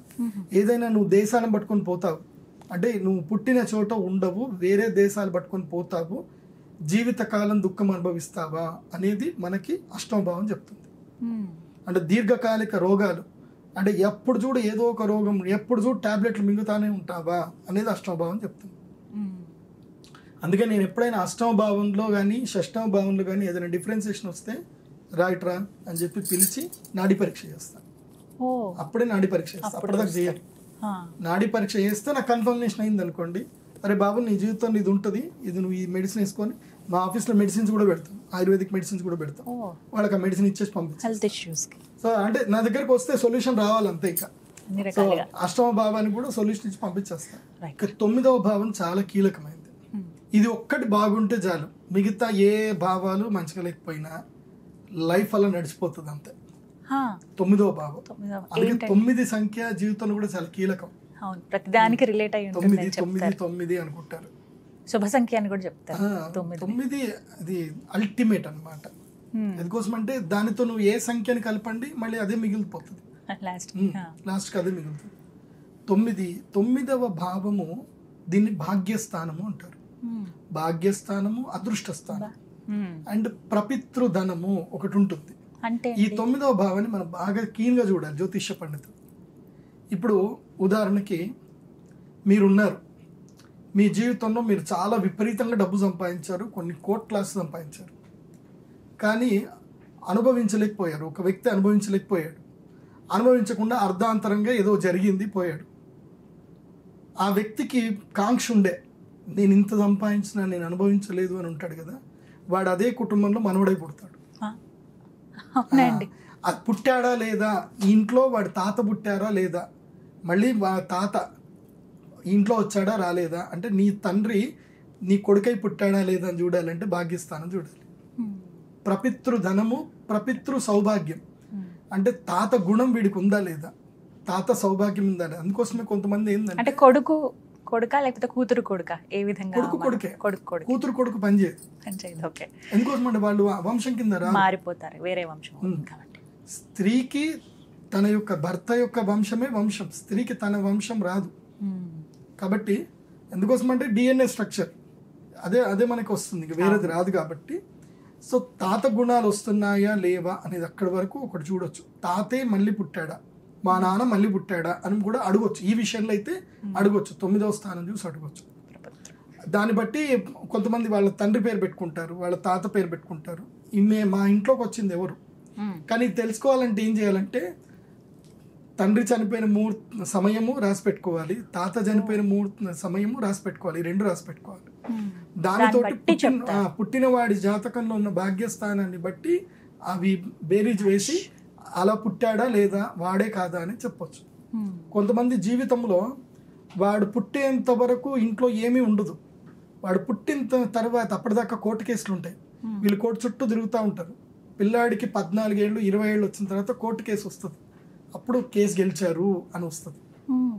అది ఎందుకు అంటే వాడికి అది వచ్చేది ఉంది కాబట్టి వాడు కేసు గెలిచారు. ఇప్పుడు ఒక అడ్వకేట్స్ ఉన్నారు, వాళ్ళకి ఇదే ఇక్కడ పాత బస్తీలోనే వాళ్ళకి 3.5 ఎకరాలు ఉంది. అదే ఆ ఏరియాలో ఏమంటారు, అబీడ్స్ ఏరియాలో 3.5 ఎకరాలు. అబీడ్స్ ఏరియాలో 3.5 ఎకరాలు అంటే అర్థం ఏంటంటే ఆల్మోస్ట్ 300 కోట్ల అర్థం. అయితే వాళ్ళు కేసు ఎప్పటి నుంచి కొట్లాడుతున్నారంటే 1992 నుంచి కొట్లాడుతున్నారు. 1992 నుంచి కొట్లాడుతున్నారు. 1992లో వీళ్ళు కేసు వేసేటప్పుడు కూతురు పుట్టింది. అది ఆ కూతురికి కొడుకు పుట్టాడు, కొడుకు మనవడు పుట్టాడు. కొడుకు మనవడు పుట్టిన తర్వాత వాడు 6వ తరగతి చదివేటప్పుడు కేసుకు తీర్పు వచ్చింది, మొన్న మధ్య తీర్పు వచ్చింది. అంటే వాళ్ళు 92లో కనుక జడ్జిమెంట్ వచ్చి ఉంటే 92లోనే వాళ్ళు అమ్ముకొని ఉంటే వాళ్ళకి 30 లక్షలు వచ్చేటివి. కానీ ఇప్పుడు అది ఎవరికి ఉంది రాసి పెట్టింది ఉంది అని అంటే ఆ స్థలం ఎవరు కొన్నారు ఆయనకే రాసి పెట్టింది ఉంది, ఆయన మనవడిగా పుట్టిండు కాబట్టి 300 కోట్ల ఆస్తానికి వచ్చింది. సో ఇప్పుడు అనుభవించేది ఎవరంటే కోర్టుకి కేసు అంతా కొట్లాడి వీళ్ళు అనుభవించింది ఏమీ లేదు, ఆఖరికి పుట్టిన పిల్లాడికి వచ్చింది యోగం. అది కూడా మళ్ళీ ఇలా పుడతారు అంతే. భాగ్యస్థానం బట్టి నువ్వు అదృష్టవంతుడివి కాదా, అవునా కాదా అని చెప్పొచ్చు. గ్రహస్థానంలో అంటే నాకు జ్యోతిష శాస్త్రంలో కొంతమంది అడుగుతారు, నా జీవితంలో నాకు బాగుపడే యోగం ఉందా లేదా అని అడుగుతారు కదా, వాళ్ళకి నేను చూసేది ఇదే స్థానం, భాగ్యస్థానం చూస్తాను. ఆ స్థానంలో ఒక్క గ్రహం ఉన్నా చాలు, ఆ గ్రహాన్ని బేస్ చేసుకొని నేను వాళ్ళకి ప్లాన్ చెప్తా. ఆ ప్లాన్ కనుక ఎగ్జిక్యూషన్ చేస్తే వాళ్ళ జీవితంలో బాగుపడుతుంది, లేదంటే బాగుపడదు. అది బాగా గుర్తుపెట్టుకోండి. అది అడగొచ్చా అండి? అడగొచ్చు. అడగకూడదు ఒకటే ఒక విషయం అడగకూడదు, ఏది ఆయుష్ ఒక్కటి అడగకూడదు. అసలు నేను బాగుపడతానా లేదా అని చెప్పొచ్చుకోవచ్చు. అది కూడా చెప్పకపోతే ఇంకా జ్యోతిష్ శాస్త్ర పండితులు ఆయుష్ని నిర్ణయించలేం కాబట్టి అది వద్దు అని చెప్తారు. ఎందుకోసం అంటే సైకలాజికల్గా డిప్రెషన్ తీసుకెళ్తాం. మాకు తెలుస్తుంది మనిషి ఎప్పుడు చనిపోతాడో మాకు తెలుసు. సో భాగ్యస్థానం కూడా భాగ్యం ఏంది అని తెలుస్తుంది శాస్త్ర పండితుడికి. నీ భాగ్యం ఇది, దేని మూలకంగా నీకు భాగ్యం వస్తుంది అని చెప్పాలి. భాగ్యం వస్తుంది సరే, దేని మూలకంగా వస్తుంది? ఇప్పుడు కొంతమంది ఇందాక చెప్పారు మీరు ఫస్ట్ పిల్లలు పుట్టినప్పుడు ఇలా కలిసి వస్తుందని చెప్పి, కొంతమంది వివాహం అయిన తర్వాత కూడా అలా చెప్తూ ఉంటారు. అది కూడా ఉంటుంది, అది కూడా ఈ 9వ స్థానం బట్టి నీ అదృష్టం. కొంతమందికి భార్య మూలకంగా అదృష్టం వస్తుంది, కొంతమందికి పిల్లల మూలకంగా లక్ వస్తుంది, కొంతమందికి చేసే వ్యాపారం మూలకంగా లక్ వస్తుంది. నాకు ఒక క్లయింట్ ఉన్నాడు, ఆ క్లయింట్కి వాడికి ఏమీ చేత కాదు, వాడికి డబ్బులన్నీ పోగొట్టుకున్నాడు.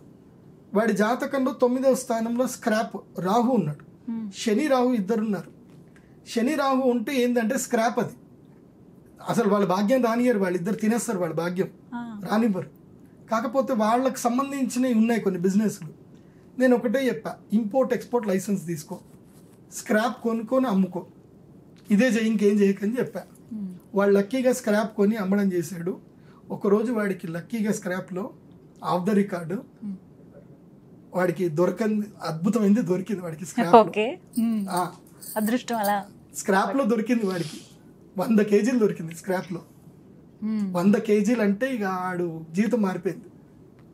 చెత్తలోనే 100 కేజీలు దొరికాయంటే అర్థం చేసుకోండి. ఎందుకోసం అంటే కష్టంలో వాళ్ళు ఎక్కడ దొరికిపోతామని చెత్తలో వేశారు. చెత్తలో వాడికి 100 కోట్లు దొరికాయి. సో ఇక వాడి అదృష్టం జీవితం మారిపోయింది. అందుకే వాడు ఎప్పుడు నాకు మంచిగా ఉంటాడు నా దగ్గర. సో అట్లాంటి శిష్యులు కొంతమంది ఉంటారు మాకు. బాంబేలో ఉంటాడు, అదే వ్యాపారం. కాకపోతే ఏంటంటే కృతజ్ఞత కొంతమందికి ఉండదు. వాడికి ఎవరు మూలకంగా డబ్బులు వచ్చినా వాళ్ళు కృతజ్ఞత చూపించుకోరు. అలాంటి వాళ్ళకి వచ్చిన డబ్బు వచ్చినట్టు అట్లాగే ఎగిరిపోతుంది కూడా, చాలా మంది పోతుంది. ఎందుకోసం అంటే ఒక గురువు వల్ల, ఒక యోగుడి వల్ల మనకి ఏదైనా మంచి జరిగింది, మనం వాళ్ళకి ఏదైనా చేయాలి. ఏది చేయలేము అనుకోండి, ఆ డబ్బులు వచ్చినట్టు ఎగిరిపోతాయి అన్నమాట. అందుకే భాగ్యస్థానం చాలా కీలకం. భాగ్యస్థానంలో ఉండే గ్రహాన్ని బట్టి నీ జీవితంలో నువ్వేం చేయాలి, నీకు ఏది చేస్తే కలిసి వస్తుంది అది కూడా చెప్పచ్చు. భాగ్యం. దీని తర్వాత ఇంకోటి ఇంపార్టెంట్ వస్తుంది, ఇంకా కేంద్రం. కేంద్ర స్థానములో దశమ స్థానం. దీని తర్వాత వచ్చేది దశమ భావం. ఈ దశమ భావాన్ని బాగా కూలంకషంగా చూడాలి. ఎందుకోసమంటే ఈ దశమ భావాన్ని బట్టి ఆ వ్యక్తి జీవితం ఎలా ఉంటుందో చెప్పొచ్చు. కొంతమంది కర్మయోగులు ఉంటారు, ఈ దశమ భావం చూడకుండా వాళ్ళ జీవితం చెప్పడానికి ఉండదు. కొంతమంది కర్మయోగులు ఉంటారు, వాళ్ళు కర్మ చేస్తానే ఉంటారు, వాళ్ళకి ఎప్పుడూ లాభం రాదు, డబ్బు రాదు, ఏమీ రాదు, పని చేస్తూనే ఉంటారు. అది ఆ జాతకమా? కొంతమంది వ్యాపారం చేస్తే కలిసి వస్తుంది, ఉద్యోగం చేయాలా వ్యాపారం చేయాలా అనేది మాత్రం దశమ స్థానం. దానికి మళ్ళీ ఆడాను 9వ స్థానం కూడా చూడాలి. 9వ స్థానం లేకుండా 10వ స్థానం చూడకూడదు. 9, 10, 11 ఈ 3 స్థానాలు తప్పకుండా చూడాలి. ఈ 3 స్థానాలు చూడకుండా వ్యక్తి యొక్క జీవితంలో వచ్చేటువంటి ఉద్యోగము, సంపద, వ్యాపారము, అదృష్టంని చెప్పడానికి ఉండదు. ఈ 3 చూడాలి. ఈ 3టిని బేరీజ్ వేసి ఇతనికి అదృష్టం ఉందా, అంటే సడన్ గా డబ్బులు వస్తాయా, లక్కీగా డబ్బులు వస్తాయి. ఇందాక చెప్పాను కదా, స్క్రాప్ లో 100 కోట్లు దొరికాయి, అది భాగ్యస్థానం. ఇది దశమ స్థానం, చేస్తున్న పని మీద డబ్బులు రావడం. అది ఉద్యోగం చేస్తాడా, వ్యాపారం చేస్తాడా, ఉద్యోగం చేస్తే కలిసి వస్తుందా, వ్యాపారం చేస్తే కలిసి వస్తుందా. నా దగ్గరికి వచ్చినటువంటి వాడి జాతకంలో చూస్తా, వాడి జీవితాంతం ఉద్యోగమే ఉంది. వాడికి చిన్నగా చెప్పేసి వెళ్ళిపోరా, నువ్వు ఏ రెమెడీస్ అవసరం లేదు, నీ జీవితంలో ఉద్యోగమే ఉంది, ఆ ఉద్యోగం పోకుండా జాగ్రత్త పడు, ఇంకెంతకు మించి ఏం లేదు అని చెప్పి పంపించేస్తాం. దశమ స్థానం ఉంది, ఉద్యోగం ఉంది, కానీ భాగ్యం కూడా బలంగా ఉంది. అయితే ఉద్యోగం చేస్తూనే అప్పుడప్పుడు ఈ సైడ్ బిజినెస్ చేసుకో అని చెప్తాం. అలా సైడ్ బిజినెస్ చేసుకోవడం. కాబట్టి కర్మస్థానం చాలా ఇంపార్టెంట్. ఈ కర్మస్థానంలో గనక ఎవరి జాతకంలోనైనా సరే కర్మస్థానంలో దశమ స్థానంలో గురువు ఉంటే వాడు మినిమం కోటీశ్వరుడు అయి ఉంటాడు. అలా అవ్వలేదంటే నా దగ్గర రండి, నేను చేసి పెట్టిస్తాను. దశమ స్థానంలో గురువు ఉండాలి, దశమ స్థానంలో శుక్రుడు ఉండాలి. అది కర్కాటక రాశి దశమ స్థానం అయ్యి అందులోపల గురువు ఉన్న, మీనరాశి దశమ స్థానమై అందులో శుక్రుడున్నా, మేషరాశి దశమ స్థానమై అందులో సూర్యుడున్నా, అదేవిధంగా మకర రాశి దశమ స్థానమై అందులో కుజుడున్నా, కన్యారాశి దశమ స్థానమై అందులో బుధుడున్నా, వాళ్ళని కోటీశ్వరులు చేయొచ్చు వితౌట్ ఎనీ డౌట్. అట్లాగే తులారాశి దశమ స్థానమై అందులోపల శనిగ్రహం ఉన్నా, శని కూడా మంచి చేస్తాడు. దశమ స్థానంలో తులారాశిలో కనుక శని ఉంటే చేస్తాడు. సేమ్ ఇప్పటిదాకా చెప్పిన అన్ని కూడా 11వ స్థానంలో ఉన్న వాళ్ళని కోటీశ్వరులు చేయొచ్చు, మినిమం కోటీశ్వరులు చేయొచ్చు. కానీ కేంద్రంలో ఉంటే అద్భుతం, అన్డౌట్ఫుల్లీ చేయొచ్చు. కాకపోతే వాళ్ళు వచ్చి నేను చెప్పిన మాట వినాలి. పంచమహాపురుష యోగంలో ఉన్నటువంటి వాడికి, అంటే ఇప్పటిదాకా చెప్పిన పంచమహాపురుష యోగ లక్షణాలు. పంచమహాపురుష యోగములో జాతకములో గ్రహాలు ఉచ్చక్షేత్రంలో ఉండి కేంద్రంలో ఉంటే వాడి తప్పకుండా కోటీశ్వరుడయ్యే అవకాశం ఉంటుంది. కానీ అదే కేంద్రములో పాపగ్రహాలు ఉండి ఆ గ్రహాలతోటి పాపగ్రహాలున్న పాప దృష్టి ఉన్న వాడు గురువు దగ్గరికి పోడు, కూర్చోడు, అడగడు, వెళ్ళడు, వాడు రాడు, నడుస్తుంది అని వాడికి ఒక అహంకారం ఉంటుంది, అహం వస్తుంది. ఎందుకోసమంటే ఆ దుష్టగ్రహాలు వీడిని ఎదగనివ్వు, అక్కడే కూర్చోబెట్టేస్తాయి. అందుకే జ్యోతిష్యానికి, అందుకే నా దగ్గరికి జ్యోతిష్యానికి నేను ఇంత చెప్తా కదా, నేను అపాయింట్మెంట్లు అందరికి ఇవ్వను. నేను చెప్పా కదా, చాలా లిమిటెడ్ ఉంటాయి. ఫస్ట్ 1000 రూపాయలు కట్టాలి, date of birth, time place పంపించాలి, మా పిల్లలు జనరేట్ చేస్తారు. జనరేట్ చేసి నాకు పంపిస్తారు. నేను జాతకం చూస్తా, అప్రూవల్ ఇచ్చాను అంటే రావాలి, అప్పుడు అప్రూవల్ ఇవ్వలేదు అయిపోయినట్టు. ఏజ్ బట్టి కూడా ఉంటుందండి. ఎవరైనా పుట్టిన పిల్లాడి దగ్గర నుంచి సత్య ముసలాడి దాకా అందరి జాతకాలు చూసుకోవచ్చు. అవునా? కానీ 8 ఏళ్ల వరకు అట్లాంటిది ఏం లేదు. పిల్లాడు పుట్టగానే 10వ రోజు జాతకం చూపించుకోవాలి, నియమం అది. జాతకర్మ అని అంటారు. మీకు షోడశ సంస్కారాల్లో ఫస్ట్ పిల్లవాడు పుట్టగానే చేయాల్సింది జాతకర్మ, తర్వాత నామకరణం, తర్వాత ముండనం, తర్వాత చౌలం, తర్వాత వస్త్రధారణ, ఇవన్నీ ఉంటాయి. కొత్త బట్టలు పెట్టడము, ఫస్ట్ చేయాల్సిందే జాతకర్మ, ఆ తర్వాత చేయాల్సిందే నామకరణం. జాతకర్మ చేయకుండా నామకరణం ఎట్లా చేస్తారు? తప్పది. పిల్లలకి 8 ఏళ్ళు వచ్చేదాకా జాతకాలు చూపేది ఎవడు చెప్పిండాడు? పిల్లవాడు పుట్టగానే జ్యోతిష్యుడి దగ్గర రావాలి, రిపోర్ట్ ఇచ్చేసి పోవాలి, date of birth time place ఇచ్చేసి వెళ్ళిపోవాలి. అడగొద్దు, 10 రోజుల దాకా అడగకూడదు. ఎందుకోసమంటే జాతా శౌచం ఉంటుంది కాబట్టి అప్పుడు అడగకూడదు, ప్రశ్న అడగకూడదు. 10 రోజుల తర్వాత 11వ రోజు పండితుడి దగ్గరికి కుటుంబ సమేతంగా వెళ్ళాలి, సంభావన పెట్టాలి, బట్టలు పెట్టాలి, పువ్వులు పండ్లు అన్నీ తీసుకెళ్ళి పెట్టి అప్పుడు అడగాలి, ఎవడు వీడు మా ఇంట్లోకి వచ్చాడు, ఎవడు వీడు అడగాలి. వీడి వల్ల ఎవరికి నష్టం, జాతకర్మకి ఎవరెవరు ఉండాలి. ఇందాక చెప్పాను కదా, ఈ 11 మంది కూర్చొని అడగాలి జాతకర్మ. 11 మంది రావాలి జ్యోతిష్యుడి దగ్గరికి. తాత రావాలి, నానమ్మ రావాలి, అమ్మమ్మ రావాలి, మళ్ళీ ఆ తాత కూడా రావాలి, తర్వాత మేనమామ రావాలి, మేనత్త రావాలి, చిన్నాన్న రావాలి, తర్వాత తల్లి తండ్రి. ఈ 9 మంది పక్క కూర్చోవాలి. ఈ 9 మంది కూర్చొని వినాలి, ఏమో మా అల్లుడు పుట్టి నాకేమన్నా ఉందా అని అనుకోవాలి. ఎందుకోసం అంటే కృష్ణుడు పుట్టాడు అనుకో, కంసుడు అప్పుడే భయపడి ఉంటే అది వేరే. కృష్ణుడు పుట్టగానే తెలుసుకున్నాడు, అయిపోయి ఇంకేముంది. మేనమామ గండం కదా. సో మేనమామ గండం ఉన్నారా, మేనత్త గండం ఉన్నారా? కొంతమంది ఇండ్లలో పుట్టగానే తల్లిదండ్రులు చనిపోయి మేనత్తల దగ్గర పెరిగిన ఉన్నారు, మేనమామల దగ్గర పెరిగిన ఉన్నారు. సో తల్లిదండ్రులు కూడా చూపించుకోవాలి, వీడు పుట్టిన తర్వాత మాకేమైనా మరణగండం ఉందా, అది కూడా చూపించుకోవాలి. దైవజ్ఞుడికి అంత ఇంపార్టెన్స్ ఉంది, కూర్చొని చెప్పించుకోవాలి. ఏది పడితే ఎట్లా పడితే అట్లా అన్నట్టు ఉంటుంది. అప్పట్లో ఇంటి పురోహితులు అని చెప్పి ఉండేవాళ్ళు కదండి. ఇంటి దైవజ్ఞుడు ఉండేవాడు, ఒక గ్రామానికి ఒక దైవజ్ఞుడు ఉండేవాడు. ఆ దైవజ్ఞుడే అందరి నిర్ణయం చేసేటువంటి వాడు, మొత్తము దస్తావేజులు రాయించడం. ఇప్పటికీ కొన్ని పల్లెటూర్లలో అలా కనిపిస్తున్నారు ఉన్నారు, కాకపోతే ఇప్పుడు అంత వాల్యూ లేదు. అందుకే దేవుడు మాన్యం వెళ్ళి ఇవ్వాలంటాడు. దైవజ్ఞుడికి వేరే ఏ పని ఉండకూడదు. ఫ్యామిలీ టెన్షన్లు, డబ్బులు సంపాదించుకోవాలని టెన్షన్లు, అప్పులు ఏ ఉండకూడదు దైవజ్ఞుడికి. ఆ ఊరంతా దైవజ్ఞుడు చూసుకుంటే దైవజ్ఞుడు ఊరుని చూసుకుంటాడు. అర్థమవుతుందా? అందుకోసమే జ్యోతిష్ శాస్త్రంలో బృహత్ సంహిత అనే గ్రంథంలో దైవజ్ఞ లక్షణాధ్యాయం, సాంవత్సర సూత్రాధ్యాయంలో క్లియర్గా చెప్తారు. దైవజ్ఞుడు లేనటువంటి రాజు రక్షణ లేనటువంటి వాడు అవుతాడు. దైవజ్ఞుడు ఉంటేనే ఆ రాజుకు రక్షణ ఉన్నట్టు, లేకపోతే లేడు. దైవజ్ఞుడు అన్ని రకాలుగా ఆలోచన చెప్పాలి. యుద్ధం ఇప్పుడు చేయాలా వద్దా, యుద్ధం ఆపాలా, అన్ని దైవజ్ఞుడే నిర్ణయిస్తాడు. దైవజ్ఞుడు ఎట్లుండాలంటే నిష్కల్మషంగా ఉండాలి, ఏదున్నా స్ట్రైట్ ఫార్వర్డ్ గా చెప్పగలగాలి. సో అందుకే ప్రతి ఒక్కడి జీవితంలో దశమ స్థానం కీలకం. ఈ దశమ స్థానం బాగా ఉంటేనే నీ జీవితంలో ఉద్యోగం బాగా ఉంటుంది, వ్యాపారం బాగా ఉంటుంది. ఈ దశమ స్థానం బాగా లేదు ఇంకంతే. సో కాబట్టి కేంద్రంలో దశమ స్థానాన్ని బాగా చూడాలి. నెక్స్ట్ వచ్చేది ఏకాదశ భావం, మొత్తం 11 అండి, 12. ఇప్పుడు నేను చెప్పిందంతా లైఫ్ లో వచ్చేస్తుంది, ఇంకేముండవు లైఫ్ లో, మిగిలిన ఏముండవు, అన్ని వచ్చేస్తాయి. టోటల్ లైఫ్ అంతా ఈ 12 గళ్ళల్లోనే ఉంటుంది జీవితం అంతా. 11వ భావం చాలా కీలకమైంది. మనోభీష్ట ప్రాప్తి అని ఒకటి ఉంటుంది. అంటే పుట్టు దరిద్రుడు, డబ్బులు లేవు, ఏమీ లేవు, కానీ మనోభీష్టం ఒకటి ఉంది. ఏకాదశ స్థానంలో ఒక్క గ్రహం ఏదైనా బాగా ఉంది, ఏ గ్రహాలు బాగా లేవు, దాన్ని బట్టి లైఫ్ టర్న్ అయిపోతుందా? 100% టర్న్ అవుతుంది. దాన్నే మనోభీష్ట ప్రాప్తి అంటారు. అందుకే మనము ఎక్కడైనా సరే ఆశీర్వచన మంత్రాలలో ఆదిత్యాది నవగ్రహ శుభకరా మేషాదయో రాశయ నక్షత్రాణి సయోగకాశ్చతితయస్తద్దేవతాస్తద్గణా మాసాశ్చ ఋతవస్తతైవ దివసాః సంధ్యాస్తతా రాత్రయః సర్వే స్థావర జంగమ ప్రతిదినం కురియా ధ్రువం మంగళం అని అంటారు. ఇది ఆశీర్వచన మంత్రంలో చెప్తారు. చెప్పి మళ్ళీ ఏం చెప్తారు, సర్వే గ్రహాః సర్వదా సర్వథా శుభ ఏకాదశ స్థాన ఫలసిద్ధిరస్తు అని అంటారు.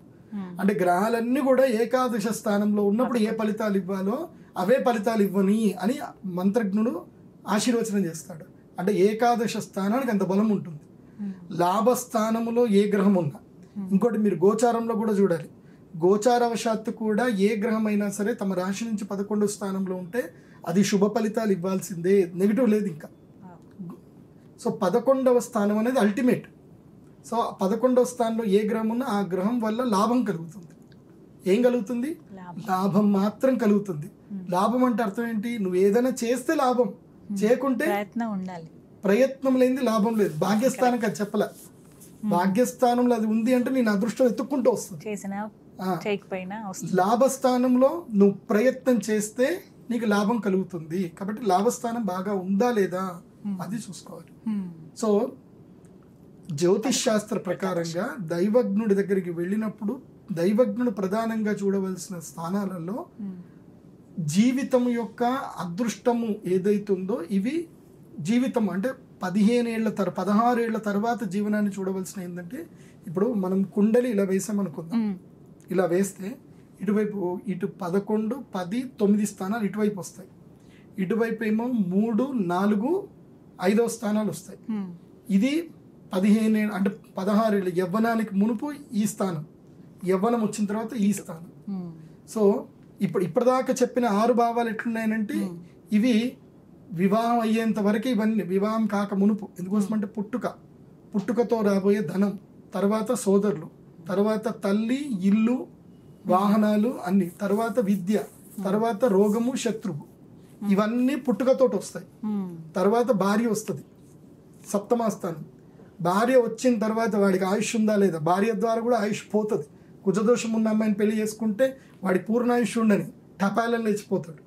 సో 8వ భావం భార్య మూలకంగా స్టార్ట్ అవుతుంది. సో మళ్ళీ అదృష్టం, తన జీవితంలో రాబోయే అదృష్టం ఉందా లేదా. ఒకవేళ భార్య వచ్చింది, సల్మాన్ ఖాన్ అయ్యి ఉన్నాడు. సల్మాన్ ఖాన్ ఏమంటాడు? నేను పెళ్లి చేసుకోను, నేను కష్టపడి సంపాదించుకుంటే అదేవతో వచ్చి నన్ను పెళ్లి చేసుకొని ఒక తాళి కట్టించుకొని రేపు నా మీద కేసు పెట్టి నా ఆస్తంతా లాక్కొని పోతే నేనేం చేయాలి అని నాకు తెలిసిన ఒక సల్మాన్ ఖాన్ అన్నాడు. సో అందుకోసమే ఆ సల్మాన్ ఖాన్ పెళ్లి చేసుకోవట్లేదు. అట్లాంటి వాళ్ళు చాలా మంది ఉన్నారు. ఎందుకోసమంటే నువ్వు కష్టపడి డబ్బు సంపాదిస్తే ఎవరో ఒక వ్యక్తి వచ్చేసి నీ ఆస్తంతా లాక్కొని వెళ్ళిపోతుంది. సో నీ భాగ్యము నీకు 7వ స్థానం బట్టి డిపెండ్ అయి ఉంటుంది. 12వ భావం చాలా కీలకం. 12వ భావం ఏంటంటే వ్యయము, తీర్థయాత్రలు, విదేశీయానము, మృత్యువు కూడా 12వ భావం నుంచి చూడాలి. అంటే యాక్సిడెంట్స్ లాంటివి తెలుస్తాయా? యాక్సిడెంట్ లాంటివన్నీ కూడా 6, 8లో అక్కడే తెలిసిపోతాయి. న్యాచురల్ డెత్ ఎక్కడ జరుగుతుంది, ఎలా జరుగుతుంది అనేది మాత్రం 12వ భావం చెప్తుంది. న్యాచురల్ డెత్ చెప్తుంది. న్యాచురల్ డెత్ ప్లస్ మర్డర్ ఇవి ద్వాదశ భావం చెప్తుంది. తెలుస్తాయి. సో ద్వాదశ భావం ఎందుకు మర్డర్ అన్న విషయం చెప్పిన అంటే మనము ఎవరి కోసం డబ్బులు ఖర్చు పెడుతున్నామని చాలా కీలకం మన జీవితంలో. మనము డబ్బులు ఖర్చు పెట్టేది దుర్మార్గులకు ఖర్చు పెడుతున్నామా, నమ్మక ద్రోహులకు ఖర్చు పెడుతున్నామా అన్నీ చాలా ఇంపార్టెంట్. మన జీవితంలో మనం ఎవరి కోసం డబ్బులు ఖర్చు పెడుతున్నాం వాళ్ళే మనల్ని చంపేయచ్చు. అది తెలుస్తుందండి. అదే ద్వాదశ భావం చెప్తుంది. నువ్వు చేసే ఖర్చు బట్టి నీకు ఏం జరుగుతుంది అనేది చెప్తుంది ద్వాదశ భావం. ఇప్పుడు కొంతమంది పిల్లల్ని పెంచుతారు, కొడుకుని పెంచుతాడు, వాడు ఎంతో దుర్మార్గుడు, పెంచుతానే ఉన్నాడు. ధృతరాష్ట్రుడి జాతకం చెప్తున్నది. ధృతరాష్ట్రుడికి ద్వాదశ భావం బాగాలేదు, కొడుకుని పెంచుతూనే ఉన్నాడు. ఆఖరికి ఏం జరిగింది అని అంటే దుర్యోధనుడికి ధృతరాష్ట్రుడి వల్ల దుర్యోధనుడికి మరణం. ఏంటి అంటే తండ్రి వల్ల మృత్యు వచ్చిందని అంటారు. నిజం చెప్పాలంటే తండ్రి అప్పుడే ఒక 4 దెబ్బలేసి, చిన్నప్పుడే 4 దెబ్బలేసి తొడపాయసం పెట్టి మూసుకొని కూర్చో ఆ పెద్దన్న చెప్పినట్టు ఇను అంటే కథ అయిపోతుండే. సో దుర్యోధనుడికి మృత్యు ఎవరు అంటే తండ్రి. అన్నిటికీ వంత పాడుకుంటూ వచ్చేసాడు.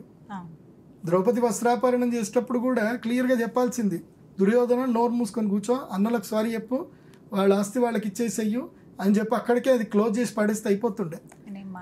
భీష్ముడు చెప్పాడు, భయపెట్టాడు కాబట్టి సరైన ఒప్పుకొని ఆస్తి అంత ఇచ్చాడు, కానీ సారీ చెప్పలే. కానీ సరే వీళ్ళ ఆస్తి వీళ్ళు తీసుకొని వీళ్ళు మళ్ళీ వెళ్ళిపోతే మళ్ళీ రండి అని పిలిపించాడు. మళ్ళీ మాయాయుద్ధానికి మళ్ళీ పిలిపించి వాళ్ళకి ఏం చేశాడు, ఉన్నారు. మళ్ళీ వాళ్ళ రాజ్యం అంతా వాళ్ళు లాక్కొని మళ్ళీ వీళ్ళని ఏం చేశాడు, వనవాసం చేయమని చెప్పి పంపించాడు. సో దుర్యోధనుడికి కౌరవులకు పిల్లలందరికీ మృత్యు ఇచ్చింది ఎవరు అంటే ధృతరాష్ట్రుడు. సో మృత్యువు ఎవరి వల్ల సంభవిస్తుంది అనేది తెలుస్తుంది. ద్వాదశ భావం చెప్తాం. మనం చేసే ఖర్చు వల్ల మనకి లాభమా నష్టమా? ఖర్చు చాలా ఇంపార్టెంట్ జీవితంలో, చాలా మందికి తెలియదు. మనం చేసే ఖర్చు మనకేమిస్తుంది, ఖర్చే సరిగ్గా చేయాలి. జీవితంలో సంపాదన సరిగ్గా ఏదున్నా నడిచిపోతుంది, కానీ ఖర్చు సరిగ్గా చేయలేదు అనుకోండి అది మనల్ని చంపేస్తుంది. కొంతమంది అన్ని లక్షలు సంపాదించిన చేతుల్లో డబ్బులు నిలవు, ఉండవు. కొంతమంది చాలా తక్కువ జీతం వస్తుంది, భలే ఇల్లు కట్టుకుంటారు, బాగా సెటిల్ అవుతారండి ఇంట్లో. చాలా ఖర్చు చాలా ఇంపార్టెంట్. ద్వాదశ భావం కూడా ఇంపార్టెంట్. విదేశాలకు వెళ్ళి కొంతమంది సంపాదించుకుంటారు. విదేశాలకు వెళ్ళే యోగం ఉందా?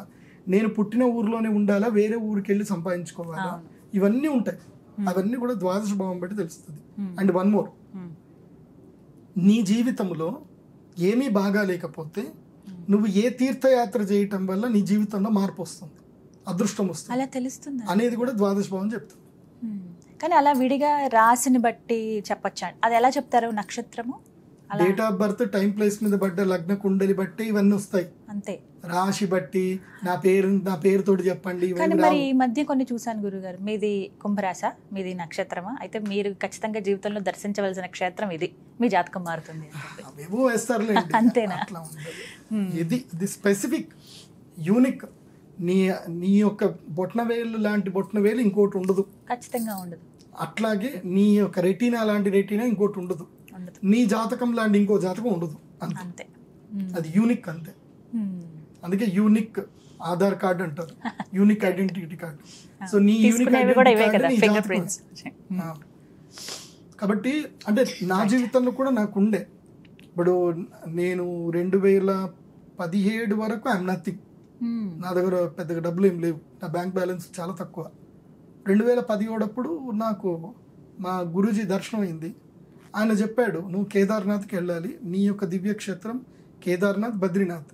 నువ్వు ఎప్పుడైతే కేదార్నాథ్, బద్రీనాథ్ దర్శనం చేసుకుంటావో అప్పుడు నీ జీవితంలో ఉన్నది నీకంతా నెగిటివ్ అంతా పోతుంది అని చెప్పాడు. ఎప్పుడు హిమాలయస్కి నేను వెళ్ళినప్పుడు. మరి నేను ఇప్పుడు వెళ్ళానంటే ఇప్పుడు కాదు, ఇంకా టైం వస్తుంది, ఆ టైంలోనే వెళ్ళు, ఇప్పుడు వెళ్తే కుదరదు అని చెప్పాడు. ఆ టైం వస్తుంది, అట్లా నువ్వు వెళ్ళిపోతావు అని అన్నాడు. సరే అనుకున్నా, ఆ టైం ఎప్పుడు వస్తుంది అని చూసాను. లక్కీగా టైం వచ్చింది, అట్లా వెళ్ళిపోయాను అంతే. ఎట్లా 2017లో వెళ్ళారండి? 2018లో వెళ్ళాను నేను బద్రీనాథ్, కేదార్నాథ్కి 2018లో వెళ్ళా. 18లో వెళ్ళా, 18 జూలై ఆగస్టులో వెళ్ళా. అయిపోయింది, నా లైఫ్ టర్న్ అయిపోయింది కంప్లీట్గా. అక్కడి నుంచి నా లైఫ్ టర్న్ అయింది. అందుకే నా కేదార్నాథ్, బద్రీనాథ్ వీడియోస్ ఉంటాయి నావి చాలా. అప్పుడు ఎవరికి కనబడిన ఓంకారం నాకు అక్కడ కనబడింది. సో అక్కడ దివ్య యోగులు వాళ్ళందరూ, ఇక అవి చెప్పకూడదు, అవంతా మాకు ఎర్లీ మార్నింగ్. ఒక్కటి గుర్తుపెట్టుకోండి, నాకు ఎంత అదృష్టం వచ్చింది అని అంటే, కేదార్నాథ్ దేవస్థానానికి నా గురూజీ చెప్పినప్పుడు నేను వెళ్ళాను కదా, దానికి అనుకూలంగానే ఎర్లీ మార్నింగ్ ప్రథమ పూజ నాతోటి జరిగింది. అండ్ నాకు ఒక శక్తి ఎంత వచ్చింది అని అంటే, చల్లటి మంచు పడే ప్రదేశంలో వాళ్ళు అర్చకులు కూడా బ్లాంకెట్స్ కప్పుకొని వాళ్ళు వస్తారు అర్చనకి. వాళ్ళు స్వెటర్లు వేసుకొని వస్తారు, వాళ్ళు ఇది ఉలన్ షూస్ వేసుకొని వస్తారు వాళ్ళు లోపలికి. కానీ నేను మాత్రం, నా గురువు చెప్పారు, ఆయన అనుగ్రహం ఉంటే నాకేం కాదు అని చెప్పి, మన పద్ధతి ఏంది, మనం షర్ట్ వేసుకోకుండా పూజ చేస్తాం. కేవలం పంచ కట్టుకొని షర్ట్ వేసుకోకుండా వెళ్ళాను. నాకు ఇంత చలి పెడతోట్టు, నాకేదో రక్షణ కవచం లాగా నీకు చక్క వెచ్చగా ఉందండి.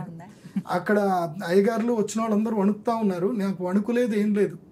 ఓం నమో భగవతే రుద్రాయ అని చెప్పి చక్కగా రుద్రం నమ్మకం చమకం చదువుకొని ప్రశాంతంగా నేను కూర్చున్నంతసేపు క్రౌడే లేదు. నేను ఒక్కడే, నేను శివుడు అంతే, ఇంకెవరు లేరు అక్కడ. మేమంతా కూర్చొని చక్కగా అభిషేకం చేసుకొని బయటకు రాగానే బంగారు మేణిలో నాకు కేదార పర్వతం కనపడింది. అక్కడ వెనుక బంగారు మేణిలో ఎర్లీ మార్నింగ్ 5 o'clock కనిపిస్తుంది. 5 to 6:30 లోపలనే మీకు ఆ తెల్లటి పర్వతాలన్నీ కూడా బంగారు మేణిలో కనిపిస్తాయి, గోల్డెన్ కలర్. అందుకే హిమవత్ పర్వతం అంటారు. కాబట్టి ఆ హైమం అంటే కూడా బంగారమే. సో బంగారు వర్ణంలో అవి కనిపించాయి. నా లైఫ్లో టర్నింగ్ అప్పుడు వచ్చింది. అందుకే తమ జీవితంలో ద్వాదశ స్థానం తప్పనిసరి, అది కూడా చూసుకోవాలి. అంటే 12 భావాలు చూడాలి జ్యోతిష్ శాస్త్ర పండితుడు. ఏ భావాన్ని తక్కువ అంచనా వేయడానికి లేదు. కానీ దాంట్లో first priority, second priority, third priority, priorities 3 ఉంటాయి. ఫస్ట్ ప్రియారిటీ కేంద్ర స్థానాలు 1, 4, 7, 10. Second priority 9, 11, 5 second priority. Third ప్రియారిటీలో చూడాల్సినవి 2, 3, 6, 8 థర్డ్ ప్రియారిటీ. సో అన్ని కవర్ అవుతున్నాయి. ఎంత సమయం పడుతుందండి ఒక వ్యక్తి జాతకం చూడటానికి? నాకు 3 నిమిషాలు సరిపోతుంది చూడడానికి, ఇక చెప్పడానికి ఒక అరగంట పడుతుంది. ఓకే, అంటే మీరు పరిశీలన చేస్తారు? 3-4 నిమిషాలు సరిపోతుంది అంతే. అంత మరి క్యాలిక్యులేషన్ ఏంది, మొత్తం కూర్చొని అంతా నేర్చుకున్నా. నేను సంస్కృతంలో నేర్చుకున్నాను. నేను రాష్ట్రీయ సంస్కృత విద్యాపీఠంలో MA ఆస్ట్రాలజీ చేశాను. 2 సంవత్సరాలు సంస్కృతంలో నేర్చుకొని దాంట్లో సంస్కృతంలో ఉండే 7 ఉద్గ్రంథాలు మొత్తం చదివి నేర్చుకుని పట్టా తీసుకున్నాను. ఏదో నేను అందుకే 3 నిమిషాల్లో చెప్పేస్తారు. అందుకే నేను ఒక్కడే కాదు, నాకు మా వంశంలో ఉన్నారు కదా, మా DNA అది. మా తాత జ్యోతిష్ శాస్త్ర పండితులే, మా నాన్నగారు పండితులే, నేను పండితున్నే. గ్రేట్ అసలు, చాలా ఇంత తరాలు. ఏదున్నా మా గురువులు, మా సత్యాత్మ తీర్థ శ్రీపాదుల వారు మా గురువులు, వాళ్ళు నిత్యము రామదేవుల పూజ చేస్తారు కాబట్టి కానీ అనుగ్రహం వల్ల మాకు వస్తుంది. అంతే, పూర్వజన్మ సుకృతమే. నిజంగా పూర్వజన్మ సుకృతము ఉండాలి, గురువు అనుగ్రహం కూడా ఉండాలి. గురువు లేడా నీకు ఎంత అదృష్టం ఉన్నా పడిపోతావు. కానీ చాలా అదృష్టవంతులు. సంతోషం అనిపించింది. అంటే చాలా అవలీలగా చెప్పారు. ముందు ఇవి చూడాలి. చాలా మంది మీరు మొట్టమొదటి ఒక మాట అన్నారు, నాస్తికులు అయితే ఫస్ట్ వినండి మీకు అర్థం అవుద్దని. ఇదంతా విన్నాక ఎందుకు నమ్మకుండా ఉంటారని అనిపించింది. చాలా డీటెయిల్డ్గా ఎక్స్ప్లెయిన్ చేశానండి. చాలామంది సందేహాలు ఇవి కామెంట్స్లో అడుగుతుంటారు. సో ఖచ్చితంగా అసలు జాతకం ఏంటి, ఏ స్థానాలు చూడాలి అనేది చాలా క్లియర్గా చెప్పారు. మేబీ లాంగ్ వీడియో వచ్చింది, బట్ మనం పార్ట్స్గానైనా డివైడ్ చేసి వేద్దాము. కంప్లీట్ ఓవరాల్ వీడియో కూడా ఒకటి వేద్దాం, అందరూ వింటారు. నేను ప్రేక్షకులకు చెప్పేది ఒకటి, మీ లోపల ఇంత వీడియో చూసినాక గురూజీ దగ్గర అపాయింట్మెంట్ కావాలి అని నా దగ్గర కావాలి అనుకుంటే మాత్రం బ్లాంక్ మైండ్ తోటి రండి. ఫస్ట్ బ్లాంక్ మైండ్ తోటి రావాలి.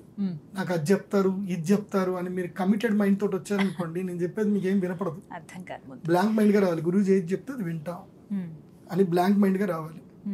అండ్ నేను చెప్పేది కరెక్ట్ అవుతుందా, గురూజీ కరెక్ట్ చెప్తారా, ఇలా క్వశ్చన్లు వేసేవాళ్ళు రావద్దు. మరి మాకేమైనా రీఫండ్ ఇస్తారా, మాకేమైనా చెప్తే అని అంటారా, ఈ మెంటాలిటీ ఉంటే, మీకు డబ్బు మీద ఆశ ఉంది, డబ్బే సర్వస్వం అనే మెంటాలిటీ ఉంటే నా దగ్గరికి రావద్దని చెప్తా. గురుభక్తి, వినమ్రత, నేనేం చెప్తాను అనే దాని మీద ఒక సద్భావన, దైవభక్తి అండ్ కార్యదక్షత, నేనేం చెప్పినా చేస్తాను అన్న కార్యదక్షత ఉంటే రండి. చివరిగా ఒక్క మాట అడుగుతానండి. మీకు తెలిసే ఉంటుంది, చాలా మంది అడుగుతారు, మరి ఇంత ఎక్కువ పే చేయాలా, మాకు ఆ స్తోమత లేదండి కానీ జాతకం చెప్పించుకోవాలనుకుంటున్నాం. ప్రదీప్ జోషి గారి దగ్గర అసలు జాతకం చెప్పించుకోవాలంటే డబ్బులు ఉన్నోళ్లే అవ్వాలి అనే మాట కూడా మీరు వినుంటారే, వారికి ఏం చెప్తారు సమాధానం? నేనేం చెప్తాను అంటే, ఇక్కడ డబ్బు ప్రియారిటీ కాదు, నా టైం ప్రియారిటీ. ఈ కాలంలో 30,000 నథింగ్.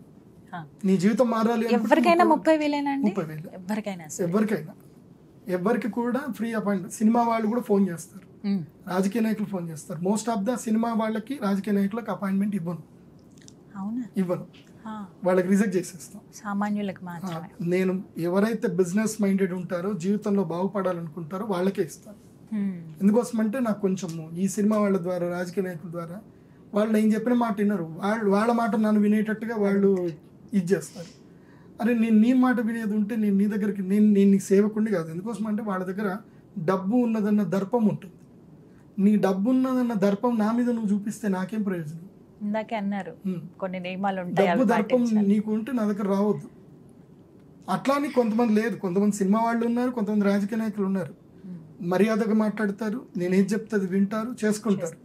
నేను అదే చెప్తున్నా, నువ్వు సినిమా వాడివైనా, రాజకీయ నాయకుడు అయినా, నీకు అధికారంలో ఉన్నా, నువ్వు IAS అయినా, IPS అయినా, డబ్బు, మదము, దర్పము ఉంటే నా దగ్గరికి రావద్దు. నన్ను అడగొద్దు. నేను చెప్పినట్టే నువ్వు వినాలి అని అంటే నన్ను గురువు అని ఎందుకు అంటావు? నేను కూడా నీ దగ్గర ఎంప్లాయీ లాగానే కదా. నేను గురువు అంటే అర్థం ఏంది? ఇప్పుడు దశరథుడు లాంటి వాడు, దశరథుడు మహారాజు, అతిరథ మహారథుడు. కానీ దశరథుడు వశిష్ఠుల వారు వస్తే, విశ్వామిత్రుడు వచ్చాడు, తన సింహాసనం మీద కూర్చోబెట్టి పక్కన కూర్చున్నాడు. గురువుకి ఆ స్థానం నువ్వు ఇయ్యాలి. అండ్ మాకేం అవసరం లేదు, మాకు ఎక్స్పెక్టేషన్ ఏమి ఉండవు మా దగ్గర. నీకు ఎంత ఆస్తుంటే నాకెందుకు, నీ ఎంత ఆస్తుంటే నా ఫీజు ఇవ్వాలి, నేను ఏదైనా రెమెడీస్ చెప్తా, పేమెంట్ చేసుకోవాలి, నీ జీవితం నువ్వు చూసుకోవాలి. నీ కోట్ల ఆస్తి ఉంటే నాకెందుకు, నాకు అనవసరం. నీ కోట్ల ఆస్తి తీసుకొని నేనేం చేసుకుంటాను? నాకేమో నువ్వు రాసిస్తావు, నువ్వు రాసిస్తానని నేను తీసుకోను. నేను ఎందుకోసం అంటే నీ కర్మఫలాన్ని నేను తీసుకోవడానికి సిద్ధంగా లేను. నీకు నీ కర్మఫలం ఏదైతుందో ఎందుకోసం అంటే జాతకం అంటే ఏంటంటే పూర్వజన్మ కృతం కర్మ శుభం వా యది వా శుభం తస్య కర్మణ పంక్తిం గ్రహా సూచయంతిగా జనం. అంటే నీ పూర్వజన్మలో చేసిన కర్మ ఫలితాలు శుభమా అశుభమా అనేటివి నీకు ఇక జన్మలో ఈ జాతకం చూపిస్తుంది. దాన్ని బట్టి నువ్వు నడుచుకోవాలి అని అంటే గురువు ఒక్కడు చెప్తాడు. దైవజ్ఞుడు చెప్పిన మాట నువ్వు వినాలి. విక్రమార్కుడు కూడా దైవజ్ఞుడు చెప్పిన మాట విన్నాడు. ఈవెన్ మన గౌరవ ప్రధానమంత్రి గారికి కూడా పర్సనల్ ఉంటారు, జ్యోతిష్య పండితులు ఉంటారు, పిఎంఓలో ఆయన పర్సనల్స్ ఉంటారు. అక్కడి నుంచి వీళ్ళని కనుక్కుంటారు, వాళ్ళ నుంచి కొన్ని టైమింగ్స్ కనుక్కుంటారు, కొన్ని నిర్ణయాలు వెళ్తాయి, కొన్ని జరుగుతాయి, కొన్ని అఫీషియల్గా నేను చెప్పడానికి ఉండదు కానీ ఉంటాయి. ఇక్కడ నుంచి రిపోర్ట్స్ వెళ్తేనే అక్కడ వాళ్ళు ఏం చేయాలో ఆలోచన చేస్తారు. వాళ్ళు ముహూర్తం తీసుకుంటారు, ఏదన్నా ఆపరేషన్ స్టార్ట్ చేయాలి ముహూర్తం తీసుకుంటారు. ముహూర్తం తీసుకోకుండా మన గౌరవ ప్రధానమంత్రి గారు ఏం చేయరు. ఖచ్చితంగా చలో అచ్చా ముహూర్తులు కాదు. రైట్, చాలా చక్కగా చెప్పారండి. చాలా డీటెయిల్డ్గా ఉంది ఇది ఇన్ఫర్మేషన్. అంటే ఎప్పుడు ఏ వీడియోలు చేసినా అక్కడి వరకు లిమిటెడ్గా చెప్తారు, కానీ జాతకం గురించి అడగానే చాలా విపులంగా సమాధానం ఇచ్చారండి. మేబీ ఇవి రిలీజ్ చేసిన తర్వాత చాలా మంది కామెంట్స్లో కొన్ని సందేహాలు అడుగుతుంటారు. అవి కూడా నేను తర్వాత మళ్ళీ మీ ముందు ఉంచుతాను. వీటికి సంబంధించి వాటి మీద కూడా చేద్దాం, సాధ్యమైనంతకు తీర్చే ప్రయత్నం చేద్దాం. ధన్యవాదాలు గురుగారు, నమస్కారం. శ్రీమాత్రి.